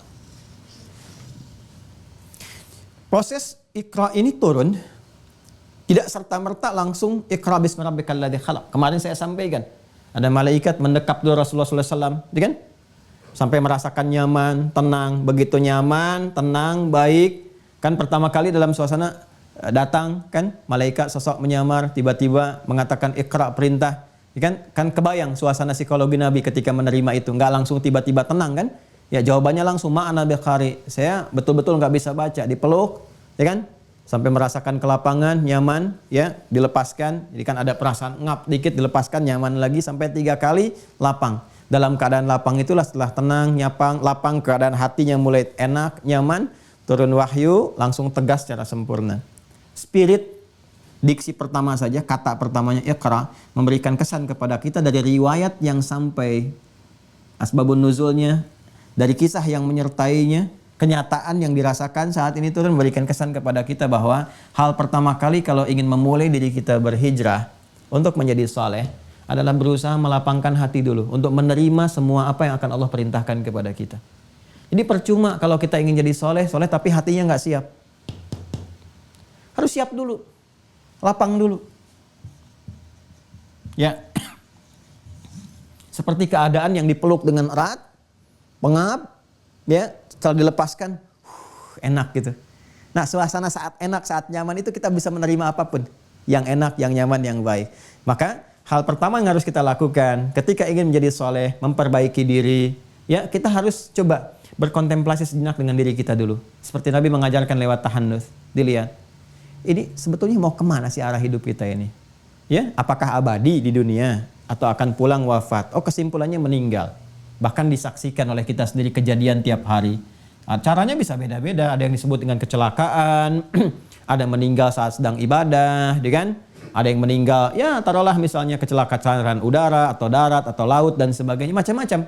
Musibah itu ya hanya pengantar saja, sebab yang mengantarkan kepada musababnya meninggal, yang telah Allah tetapkan musabibnya dia wafat, ajal tiba. Artinya apa? Ini gambaran kepada kita bahwa setiap kita pasti akan pulang, akan wafat, akan meninggal. Ya, ini yang dimaksud Quran surah 30 Ar-Rum ayat 30. Innaka mayyitun wa innahum mayyitun. Ya, kamu akan wafat dan mereka pun semua akan meninggal. Ya, ini yang dimaksud Quran surah ke-7 ayat 34. Walikulli ummatin ajal. Semua umat bergenerasi, berkehidupan punya batas waktu untuk pulang. Ya, karena itu kalau kita sudah memahami kita akan meninggal, logikanya kan ya kalau sudah matang, nih makanya matang tuh. Kalau sudah matang logikanya, kalau cerdas, kalau sehat logikanya itu akan berpikir kan. Terus setelah kematian itu bakal apa yang dibawa? Ya, kan kita harus cari info kan. Satu-satunya informasi yang jelas menerangkan ya tentang kejadian hal-hal yang dialami pasca kita meninggal itu, pasca maut datang itu kan cuma di Al-Qur'an. Silahkan dicek, bandingkan dengan apapun yang ada di muka bumi, informasi yang ada. Cuma Al-Qur'an yang menjelaskan jelas. Bahkan dijelaskan dengan sangat luar biasa detail. Bagaimana suasana orang soleh akan meninggal, rasanya bagaimana, gitu kan? Kalau orang yang tidak punya bekal bagaimana, kepanikannya seperti apa? Ya, panik gak, panik ya, panik pasti kalau nggak ada bekal itu. Ya, macam-macam lah akan dialami itu. Sampai di alam kuburnya bagaimana, sampai setelah itu bagaimana. Jadi perenungan kita itu menghadirkan sebuah kesan dalam diri kita bahwa mesti ada persiapan. Seperti saya menyiapkan masa 40, saya sekolah, saya belajar untuk mendapatkan kematangan akal, untuk bisa bekerja. Ya, sebelumnya dapat ijazah, bekerja, dapat kematangan secara fisikal. Ini matang, ini rohnya bagaimana? Terus apa yang terjadi setelah itu? Untuk mencapai masa ini saja 40-50, Masya Allah, sampai difikirkan nanti untuk pensiun, sudah terkumpul begini, pensiun dunia. Terus pensiun akhiratnya gimana? Ini, bekal pensiun dunia disiapin, terus pensiun akhirat bagaimana? Alam kuburnya apa yang mau disiapkan? Maka ini yang menjadikan kita mesti merenung. Merenung, memikirkan untuk melahirkan solusi pada sesuatu, disebut tahannuts namanya. Tahannatsa ya tahannuts. Tahannatsa ya tahannatsu. Ya, tahannatsa ya tahannatsu, tahannutsan, tahannuts. Ya. Bahasa kitanya kontemplasi gitu kan. Perenungan yang menghadirkan solusi. Atau kalau mau nanti diarahkan kalau ke mengandung unsur koreksi sampai menemukan jalan, itu wukuf namanya. Ya, makanya kalau di Arafah itu kita pertamanya wukuf, yaitu kontemplasinya tinggi. Sampai ada unsur koreksinya, introspeksi diri, koreksinya sampai menemukan hakikat kehidupan, baru di situ kita merencanakan kebaikan, baru disambung kepada aspek berikutnya. Tapi kalau kita hanya mengontemplasikan sesuatu, arah kemana, ini seperti apa, itu tahannuts namanya. Ya kan? Maka fase ini pun dimulai. Bagaimana cara melapangkan supaya hatinya lapang ini? Dapat ikra, diterima dengan baik, hati mulai lapang, kita mulai dengan mengontemplasikan diri dulu. Di mana ya cara yang tepat? Karena nggak bisa dari setiap keadaan bisa berkontemplasi, merenungkan dengan tenang, itu nggak bisa. Kadang-kadang mesti ada kejadian di tempat tertentu dan sebagainya, ya kan? Isyaratnya bisa didapatkan dari tempat menerima wahyu. Ini tempat turunnya, ya kan? Ini kan turun di mana? Di Gua Hira kan? Yang kemarin saya telah berikan pendahuluannya, letaknya itu di mana? Ya, ke Ghar Hira, Gua Hira. Ya. Gua Hira bukan sekedar tempatnya ada di satu bukit, disebut dengan Jabal Nur, Bukit Cahaya, yang telah saya terangkan kemarin jaraknya, ya kurang lebih melewati 5 bukit, tuh kan? Ya, tapi di tempat ini Masya Allah susunan batunya itu, ya rata-rata batunya itu menghadapnya ke arah Ka'bah, tuh. Jadi dari sini juga bisa melihat, naik ke atas bisa melihat, mengamati keadaan. Jadi saat yang bersamaan begitu melihat, Nabi menyaksikan keadaan umatnya begini, ya. Kok perilakunya seperti ini, sementara di mimpi mendapatkan petunjuk-petunjuk seperti itu dan seterusnya. Masuk lagi di sini, merenungkan lagi, ya, kalau bisa berdoa dan seterusnya, ya. Kalau gambaran kita seperti itu. Tapi yang ingin saya garis bawahi adalah dipilihnya tempat ini karena yang paling ideal, yang mampu memberikan penguatan kepada tahanus itu, perenungan itu. Ya, kalau mau dikaitkan dengan wahyu, ini kan yang mendekatkan kepada wahyu Gua Hira ini. Turunnya di sini.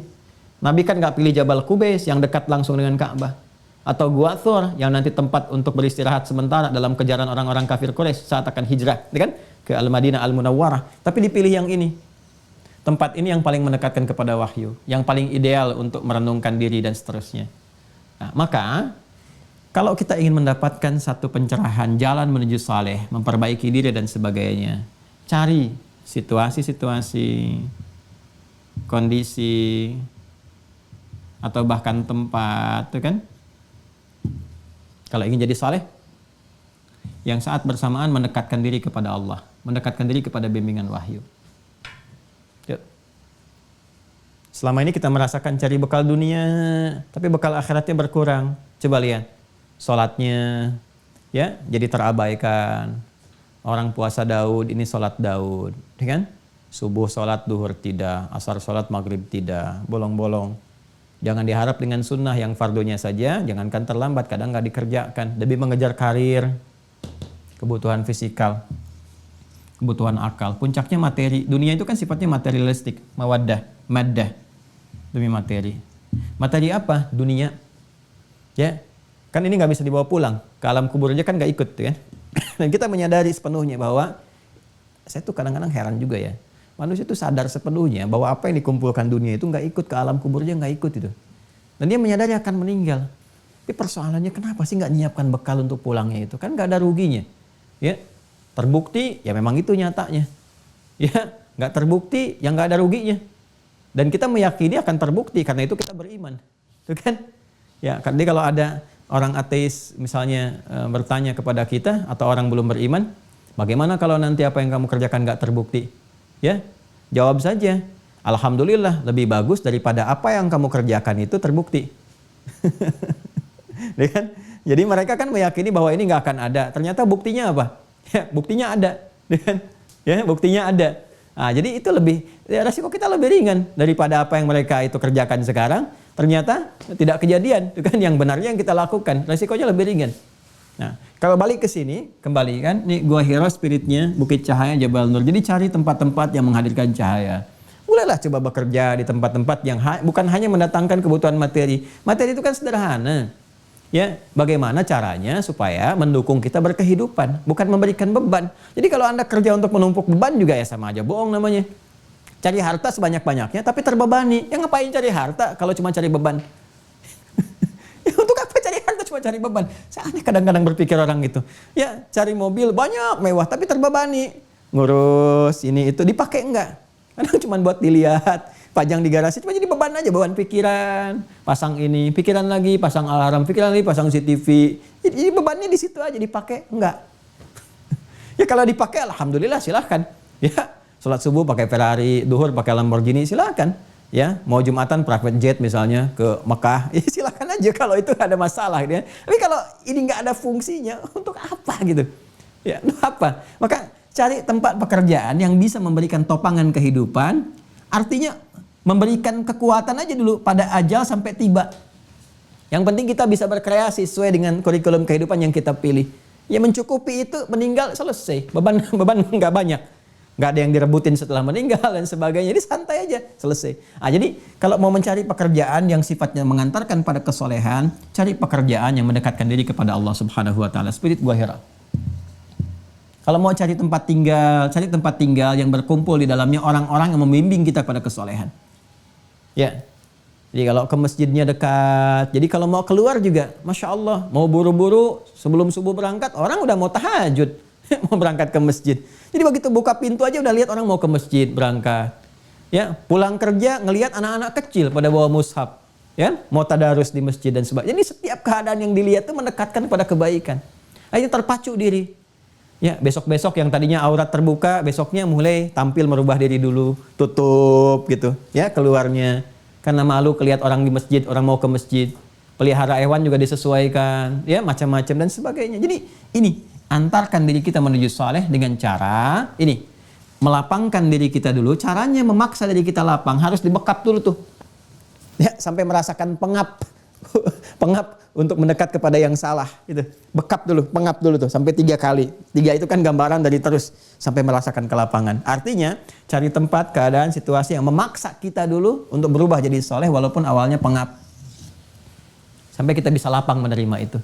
Maaf, ini agak dalam sekali ya yang saya kaji ini.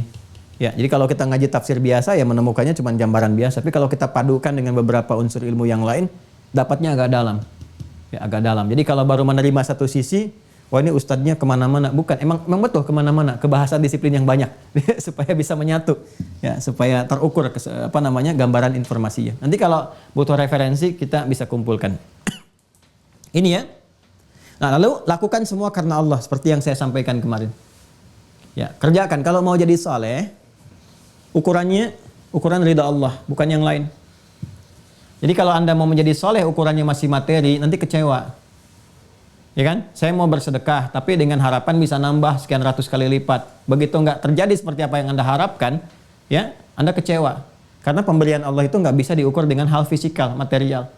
Boleh jadi sesuatu yang melapangkan kepada hati, investasi di jangka panjang, yang ternyata ketika dilihat disadari, oh ini hasil dari sedekah yang lalu, dan sebagainya. Ya, dan yang paling tinggi adalah pemberian akhirat. Jadi kalau ukuran kita mau menjadi soleh, menjadi baik, maka ukurannya ini ridha Allah. Bukan ke materi lagi. Ya. Baik, saya ulang ya. Lapangkan hati, cara membantu kelapangan ini cari situasi, kondisi dan tempat-tempat yang mendekatkan kita pada kebaikan. Kalau pekerjaan yang menjadikan diri kita terjauh dari ibadah, mulai kita melihat lagi. Memang nggak ada yang haram di situ bagus, cuma rasa-rasanya pergaulannya nggak mendekatkan diri kepada Allah. Ya, mulai kita merenungkan sambil bekerja di situ sambil cari alternatif yang lain. Yang kira-kira sholatnya enak, ibadahnya enak, hati lapang dan sebagainya. Nanti hijrah itu bukan memberikan dunia dulu, tapi memberikan kelapangan. Setelah menjadi soleh, baru Allah titipkan nanti yang sesuai dengan kita. Apa? Anda mau di bisnis gak akan tanggung dikasih kaya sekalian lebih daripada itu.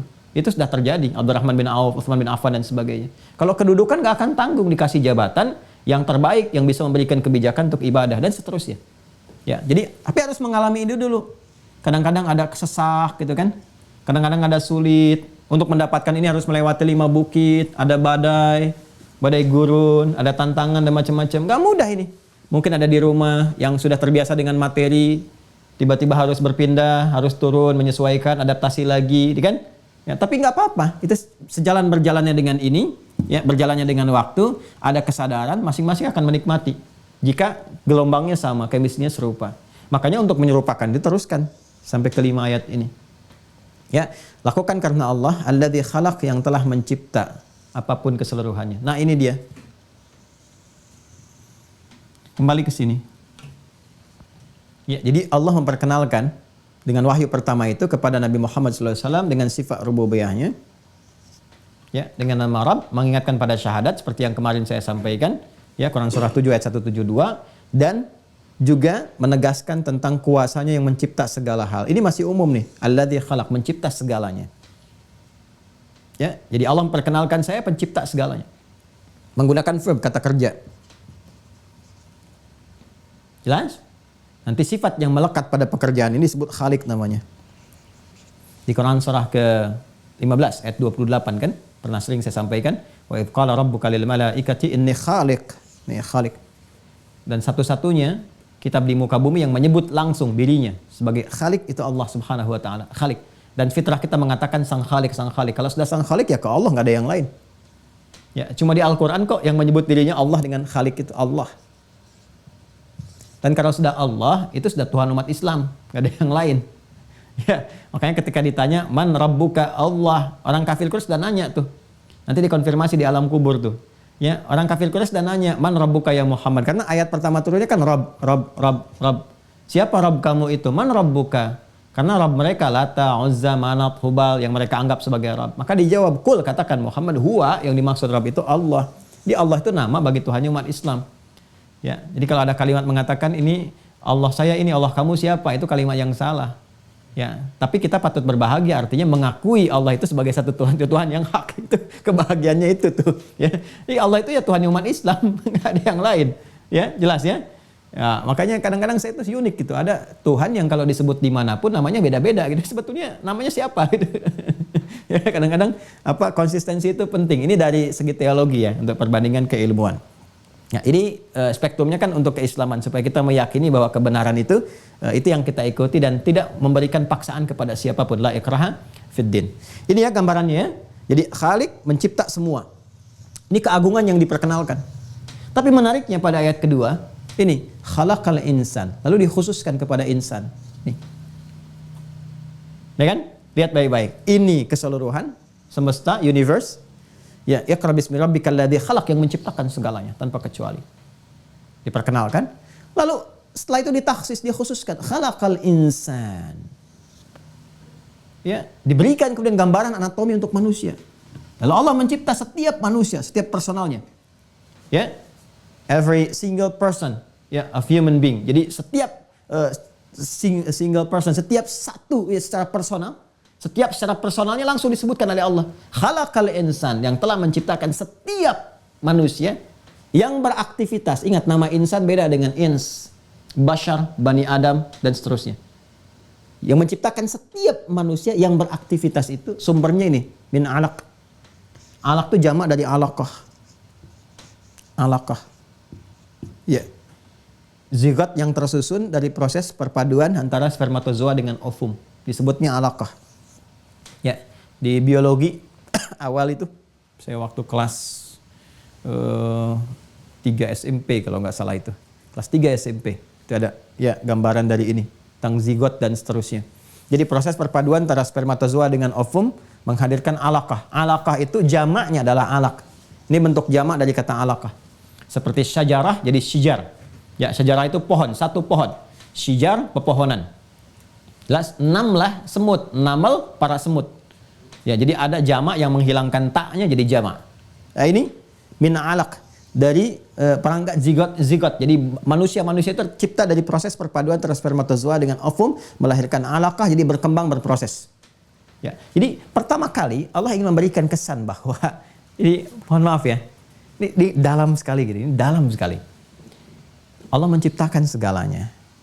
Ya, kemudian setiap manusia kamu itu ya termasuk dalam konteks penciptaan Allah ini, makhluk Allah ini. Jadi kita pertama kali diperkenalkan bahwa kita ini hasil kreasi, hasil ciptaan, makhluk kita ini. Kita ini makhluk. Dan kita diminta mengenali oleh Allah supaya sadar pencipta kamu siapa. Kenapa ini menjadi penting? Karena dengan mengetahui pencipta, kita bisa mengetahui diri kita. Dengan ma'rifatullah, mengenal Allah, kita mengenal perangkat diri kita. Ya, karena nggak mungkin bisa digunakan yang tercipta itu ke arah yang benar, ya kecuali atas petunjuk penciptanya. Kita nggak mungkin tahu fungsi handphone yang baru kita beli ini kalau nggak ngelihat petunjuknya. Nah, yang ngasih petunjuk itu siapa? Yang buatnya. Jadi ketika kita menggunakan sesuai petunjuk yang buat ini, benar handphonenya. Salah gunakan bisa konslet, salah, keliru. Maka itu ketika Allah perkenalkan tentang penciptanya, pencipta kita, pencipta manusia ini, mengacu ke sini, bismi rabbikal ladzi khalaq ke sini, seakan-akan ada kesan yang dalam yang diberikan kepada kita bahwa, nih kalau kamu ingin menata hidup untuk beraktivitas, kenali dulu pencipta kamu. Supaya tahu fungsi tubuh kamu itu digunakan untuk apa. Jangankan fungsi terluarnya, nih zigotnya aja, fungsinya begini kata Allah, dari yang kecilnya. Paham gak? Ya, jadi Allah terangkan kepada kita tuh, saking taunya Allah tentang kita, diterangkan dari proses yang terkecilnya. Bahkan nanti ada ayat yang lainnya lagi. Jadi dari turabnya, dari tinnya, min hama'in masnunnya, dan sebagainya. Nanti ini dirinci lagi nih alaqah ini. Ya, dari sperma yang terpancar, min hama'in masnun, dan seterusnya. Terus nanti diuraikan kembali. Ini nggak mungkin bisa tahu tentang itu, kecuali pencipta kita. Makanya Allah mengatakan, memilih diksinya insan, memberi kesan kepada kita, hei kamu yang akan beraktivitas. Atau yang telah beraktivitas, tahu nggak tentang diri kamu itu? Kalau kamu mau tahu, tanya pencipta kamu, yang paling mengetahui tentang kamu. Jangankan kamu seutuhnya, dari kecil aja, dari mulai zigot nih, Allah sudah maha mengetahui. Masa kamu makhluk yang berasal dari sesuatu yang kecil, yang bahkan yang dihinakan, disepelekan dan sebagainya, terus tiba-tiba berulah menjadi kasar begini. Jadi salah arah, berbuat maksiat, menumpahkan darah dan sebagainya. Kenal nggak kamu siapa? Kamu tahu nggak kamu akan kemana? Tadi cukup menarik ini. Anda bisa bayangkan nggak di masa itu bagaimana tentang kuatnya peradaban Romawi, ya, kekaisaran Persia dan sebagainya dan seterusnya. Belum ada yang bisa menyentuh ini. Informasi seputar ini. Tunjukkan pada saya buku paling klasik yang membahas tentang bagaimana embrio manusia dari kecilnya. Nggak ada. Dari mulai usul penciptaan, ya perpaduan, bahkan diatur caranya dengan pernikahan, dengan ini, dengan itu. Terus proses dalam rahim, Quran surah ke-22 itu, Al-Hajj ayat 5 itu, ya. Nanti di Al-Mu'minun diteruskan lagi 11-13-nya, fi qararim makin, dalam rahim yang sangat kokoh, proses bagaimana. Lalu diterangkan di hadis, tunjukkan kepada saya di mana ditemukan referensi, khususnya di abad itulah, 15 abad sebelum, di masa-masa Nabi. Di awal abad ke-6 itu. Ini kan turunnya kalau di Masehi kan 610 Masehi. 610 Masehi ini. Turunnya wahyu pertama ini. Coba cari 610 Masehi di peradaban ini, mana yang sudah bisa menerangkan dengan detail seperti ini? Nggak ada. Maka ketika wahyu turun ini, benar-benar Nabi Muhammad dapat dari mana? Kan pertamanya jelas, ma'ana biqari, ini ummi. Baca enggak, ngumpulkan literasi dari pembelajaran juga enggak ada. Ya nulis enggak mampu dan sebagainya, tiba-tiba ada keterangan tentang ini. Jadi kalau kita menyadari sepenuhnya dengan pendekatan sejarah dan sebagainya, kita bisa menyimpulkan, wah ini enggak main-main, ini dahsyat ini. Allah memperkenalkan dirinya langsung menentuh ketajaman diri kita. Kalau bahasa kitanya ginilah, ada anak yang kecil diasuh dari kecilnya sampai dewasa, ya tiba-tiba dia berulah setelah dewasa. Terus Anda katakan, kamu ini siapa sih? Saya ini tahu kamu dari sejak kecil, dari lahirnya. Bahkan sebelum kamu lahir tuh, saya tahu ibu kamu siapa. Ya, gimana kita kalau dihadapkan seperti itu? Ya, harusnya kan merasakan getaran pada jiwa yang dalam itu. Ya, makanya nanti setelah ayat yang ke-6-nya kalla, kan? Innal insana la yatgha. Sekali-kali jangan begitu. Kok bisa kelewatan? Nah, itulah kalau bahasa kitanya. Ya, sungguh manusia yang beraktivitas itu kok melampaui batas, kok bisa kelewatan? Gara-gara merasa sedikit kaya, arwa'ahu staghna. Padahal dia akan kembali juga kepada Rabb yang menciptakannya. Inna ila rabbika raja'ah. Ini dahsyat sekali nih. Jadi sebelum kita mencoba untuk bisa memperbaiki diri, disentuh dulu oleh Allah untuk menyadari sepenuhnya tentang diri kita itu. Iya ya, saya ini mau kemana ya? Dari perjalanan, perpaduan jadi zirat, setelah itu jadi apa lagi? Jadi mudirah, bergerak, dilahirkan, jadi begini. Ini sebetulnya mau kemana gitu? Ya, terus merenungkan tentang diri kita, kadang sakit, kadang sehat, kadang begini. Kok tidur, bangun, tidur, udah tidur, bangun lagi, udah bangun, tidur lagi, bangun, tidur lagi, kerja lagi, aktivitas lagi. Ini mau kemana hidupnya?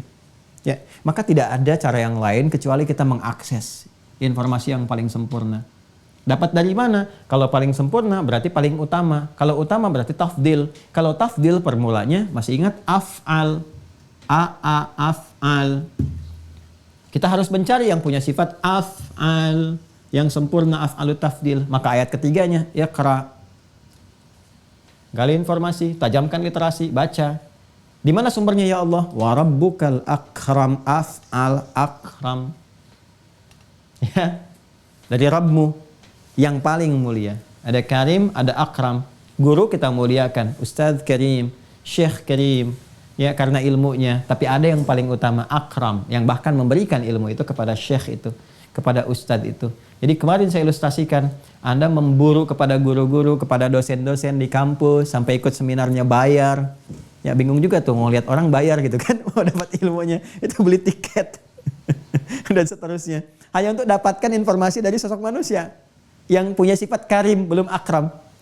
Ya kan? Baru satu itu aja. Anda bisa bayar, keluarkan investasi. Kenapa? Akses yang paling utama, yang dari yang paling utama, akram, yang menerangkan segalanya. Ini yang paling benar. Kalau manusia kan relatif. Ya kan? Postulat-postulat dulu itu bisa dikoreksi dengan adanya orang setelahnya. Teori-teori dulu yang muncul, itu kalau muncul yang baru, meneliti kembali, itu bisa mengoreksi. Oh ini pecahan desimalnya belum sempurna, yang ini yang sempurnanya. Oh ini hitungan matematikanya komplitnya begini. Ya kan? Saling menyempurnakan, tapi yang ini lebih sempurna, nggak akan bisa disempurnakan lagi. Kenapa pada yang biasa Anda mengakses untuk mengorbankan dengan materi, tapi pada yang luar biasa yang istimewa, kita nggak sanggup meluangkan waktu. Nggak adil rasanya. Hanya untuk satu dimensi dunia, kita kejar-kejar, untuk 3 setelahnya, ya kan? Alam kubur, mahsyar, dan akhirat itu kita nggak siap-siap. Maka akses, dan aksesnya gratis kok. Quran, ya kan? Iqra wa rabbukal akram. Kalau kamu ingin dapatkan yang sempurna informasi tentang dirimu, ya kan? Tentang kegiatanmu, tentang aktivitasmu, apa yang harus kamu lakukan, diri kamu terbuat dari apa, tersusun dari apa, kecenderungannya kemana. Kalau ada bisikan-bisikan dalam jiwa itu, siapa yang membisikkan, itu penting. Ya, saya pernah dengar info itu ada teman saya dialog dengan psikolog yang cukup terkenal juga, populer, senior, ya kan? Itu kesimpulan tertingginya itu belum sampai ke jiwa, karena kan menganalisis yang terluar, dari karakteristik yang terluar baru dianalisis ini kemana gitu. Ya, sampai ada satu bahasa gini, saya masih tangkap itu. Saya tuh sampai masih bingung katanya untuk menyimpulkan apakah dalam hati itu yang membisikkan bisikan Tuhan atau iblis. Artinya belum sampai ke sini, belum ketemu. Quran bisa menjawab. Ya kan? Bisikan-bisikan Tuhan, kebaikan, artinya ilham yang datang itu fa'alhamaha fujuraha wa taqwaha. Cuma dengan 2 ayat selesai. Anda bisa bayang nggak? Ditempuh sekolah tinggi-tinggi sampai gelar profesor, gelar untuk mengajar, diberikan, belum bisa menemukan. Quran cuma 2 ayat. Wa nafsin wa ma sawwaha. Demi jiwa yang sempurna penciptaannya. Fa alhamaha fujuraha wa taqwaha. Maka di dalamnya ada dua potensi, elektron dan protonnya. Positifnya takwa yang support malaikat. Ya, negatifnya dimanfaatkan oleh setan. Ketemunya di sini. Jadi kalau negatif berarti dari fujur berdiri sendiri. Kenapa begini? Karena begitu. Bagaimana mengaktifkan yang ini? Begini caranya. Bahkan dari angkanya sesuai. Malaikat 88, setan 88, takwa 115, nafsu 115, urutannya dijelaskan dari sini kemana, pintunya di mana, lengkap. Lengkap sekali. Cuma 2 ayat. Pokoknya kalau kurikulumnya dikeluarkan, wah indah sekali itu. Ya, karena itu setelah ini apa? Alladzi 'allama bil qalam. Ya. Terus kita bilang, ya Allah, bagaimana mengakses pengetahuan darimu itu? Ya, banyak hal. Banyak hal kata Allah. Allah mengajarkan dengan banyak hal. Dan di antara perangkat-perangkat itu 'allama bil qalam. Ya. Ini yang belum familiar kan pada masa itu baru sedikit. Yang bisa menulis kan baru sedikit. Kan? Dan seterusnya. Ya, peradaban saat itu untuk menulis dan sebagainya kan baru sedikit. Tapi Allah memberikan gambaran literasi. Ya. Apa di antara literasi yang bisa memperluas wawasan itu? Ya, dari wahyu-wahyu yang disampaikan dengan bentuk hafalan diteruskan, diterjemahkan dalam bentuk tulisan-tulisan. Akses untuk menemukan Allah itu nggak ada batasnya, termasuk pada yang dituliskan. Sekarang banyak buku-buku mengenalkan kita dengan Allah, mengenalkan kita dengan Al-Quran. Apa itu? Tafsir. Ada yang tematik, ada yang macam-macam. Jadi sekarang perangkatnya terbukti ini. Dari mana taunya ini kepada hasil tulisan? Nah, muncul nanti yang kedua, surah kedua kan yang turun Al-Qalam. Langsung dijawab ini. Ketika Anda bertanya, bagaimana dengan Al-Qalam itu turun surahnya Al-Qalam? Nun wal qalami wa ma yasturun. Kan? Nun, ya, wal qalam, Allah bersumpah demi qalam, wa ma yasturun, dan segala yang digariskan, dituliskan. Jadi Allah lengkap sekali. Kalau ngajinya sampai tuntas tuh Masya Allah. Jadi untuk mendekatkan diri kita kepada Allah, mengenal diri kita, kata Allah aksesnya sangat luas. Dari wahyu yang disampaikan, dibacakan, kamu hafalkan sampai yang dituliskan, yang kamu bisa pelajari, diraba-raba, dicek, bahkan nanti bisa bertransformasi dari tinta, ketikan jadi komputer, jadi macam-macam, diakses masuk ke handphone. Jadi kalau udah masuk ke handphone belum kenal juga dengan Allah, dengan cara apa lagi diberikan? Tuh.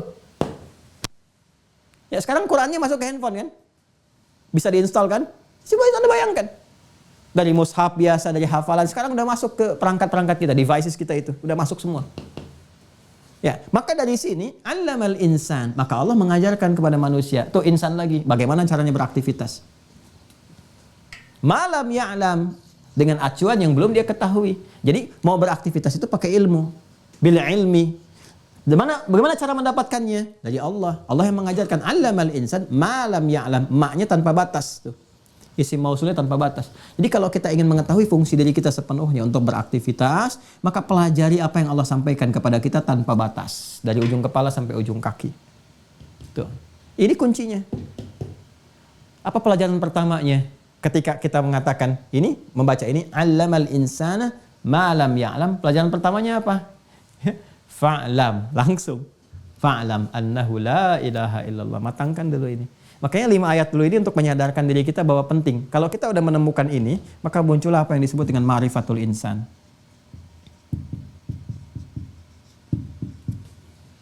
Kalau sudah mengerti tentang diri kita insan, bagaimana beraktivitas, menata kehidupan dengan baik, baru kita sadar untuk memperbaiki. Mulai dari mana ini? Maka turunlah kemudian ayat-ayat setelahnya.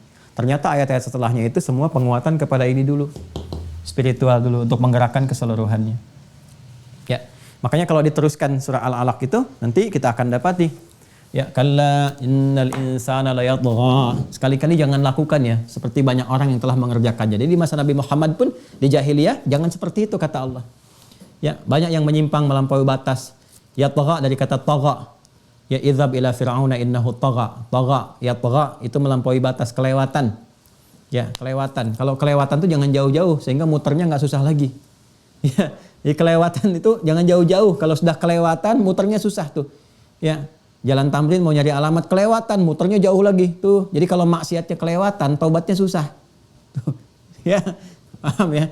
Nah, kalla innal insana la yatgha. Banyak orang beraktivitas tapi kelewatan, melampaui batas apa yang telah Allah tetapkan sebagai fungsi tubuhnya, fungsi hidupnya. Ya, arwa'ahu istaghna, karena merasa dirinya punya kelebihan.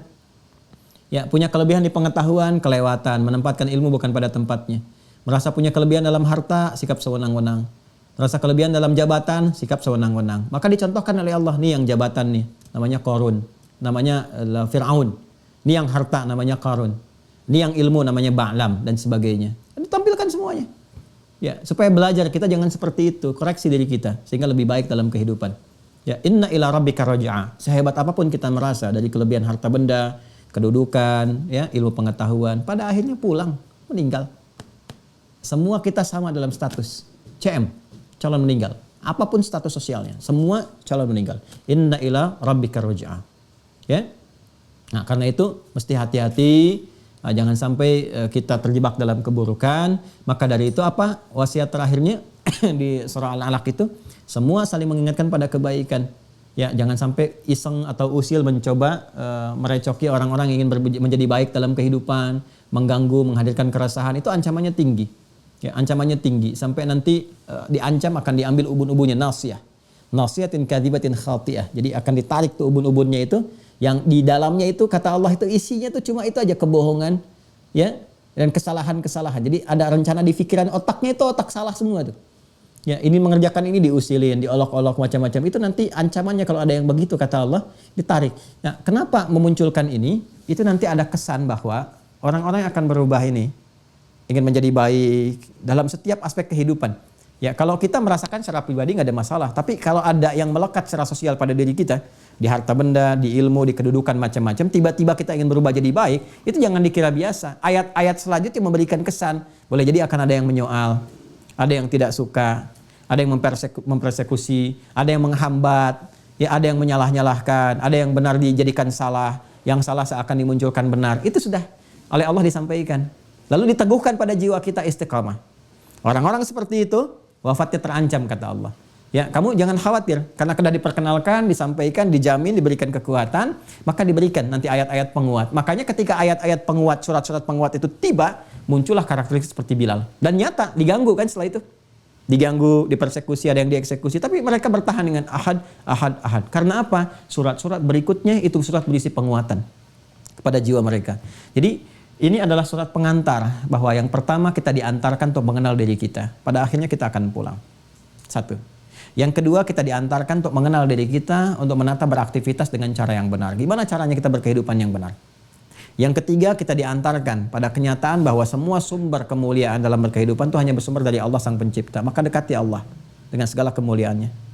Yang keempat kita diantarkan pada akses pengetahuan. Cari akses pengetahuan dengan literasi yang bagaimanapun, yang luas. Ya, dari karya-karya, tulisan-tulisan, tapi yang mendekatkan diri kita kepada Allah, itu ukurannya. Jadi kalau ada buku bacaan, ceramah macam-macam yang menjauhkan dari Allah, udah tinggalkan aja. Ya, jadi menghambat kita jadi soleh. Yang kelima, diantarkan kita pada kenyataan bahwa semua tahapan itu ada ujian, dan ujiannya yang mengantarkan pada pahala. Kalau nggak ada ujiannya nggak ada pahalanya. Ya, dan untuk menunjukkan kesungguhan kita. Ya, kita kalau sudah paham ini, kita mengerti, oh untuk soleh ada ujian. Makanya ketika menghadapi ujian itu kita sudah paham. Ya. Jadi begitu Anda misalnya mau pakai diri kita untuk mulai bergerak baik, jarang ke masjid, begitu mau ke masjid, ada yang ngolok-ngolok. Wis, ahli masjid nih. Ya, Anda sudah tahu, oh ini rupanya yang Allah inginkan. Maksud kamu apa? Enggak, rupanya maha benar Allah. Apa maksudnya? Kata Al-Quran, kalau saya mau jadi baik, akan ada yang seperti antum ini. Memotivasi saya supaya terus saya sungguh-sungguh jadi baik. Oh benar tuh, ada yang begitu. Iya, terima kasih ya. Antum telah menjadi tafsir terbaik untuk ungkapan Al-Quran.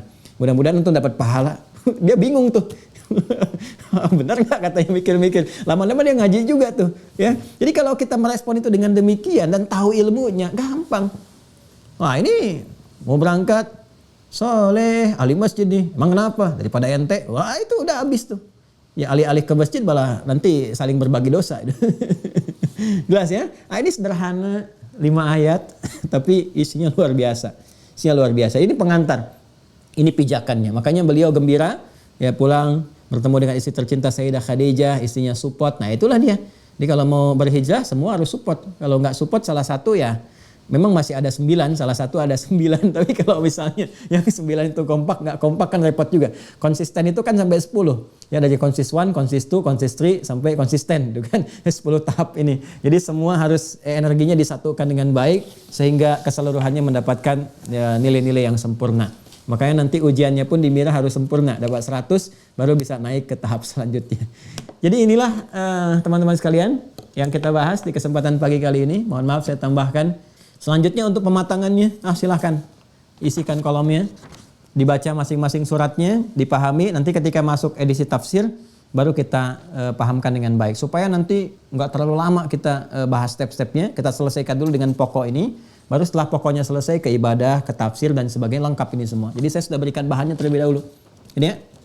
Nah, jadi saya antarkan ke surah-surah Makkiyah sampai di Al-Alaq saja sebagai pijakannya. Selebihnya Anda harus terlibat supaya dapat pahala berjamaah, ya. Disilahkan kumpulkan, mushafnya sudah ada kan dengan paket hafalannya. Jadi tinggal dilihat, surat-suratnya sudah saya tampilkan. Saya berikan tagar supaya nggak melampaui, sampai sini aja dulu, ya. Dikumpulkannya. Nah, saya belum instruksikan untuk menghafal, baru juz amma kan. Jadi kalau Anda keluarkan juz amma, udah lumayan, udah mengurangi 86 tuh. Dikurangi dari surat 78 sampai 114 kan lumayan dapatnya itu, ya. Agak banyak dari situ. Jadi juz ammanya aja dulu, kalau udah dapat itu nanti insya Allah ada pematangan-pematangan tersendiri. Ya, jangan takut ya. Jadi kalau nanti ada tantangan dan macam-macam, dari dulu juga udah begitu. Ada yang disebut gila, disebut tidak waras, disebut gak sehat, disebut sudah macam-macam, kata-katanya banyak. Ya makanya nanti ketika turun surah Al-Qalam, ya nun wal qalami wa ma yasturun ma anta bi ni'mati rabbika bimajnun. Tuh, itu detail tantangannya. Jadi kalau Anda bertanya apa aja sih tantangan di lapangan yang akan dihadapi, bisa celaan. Nabi juga dulu dicela. Ya celaannya langsung, gila nih Muhammad, gila nih gitu ya. Ya mungkin juga di kesempatan yang sekarang ketika orang mulai sholat, ini dia kayaknya udah mulai waras nih. Tapi kalimat waras itu dibentuk dengan aksen negatif, ya. Nah ini kalimat-kalimat begitu bisa muncul, itu sudah wajar. Oh berarti tantangan sekarang surat Al-Qalam nih, kan? Nanti kalau ada tantangan berikutnya muncul begini, ini Al-Muzammil nih, kan?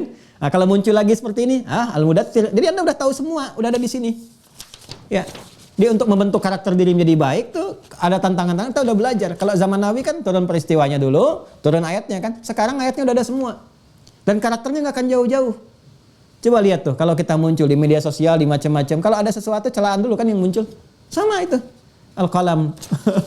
Jadi kalau ada yang mencela, alhamdulillah ternyata benar tafsir surah Al-Qalam ayat sekian itu. Gitu ya.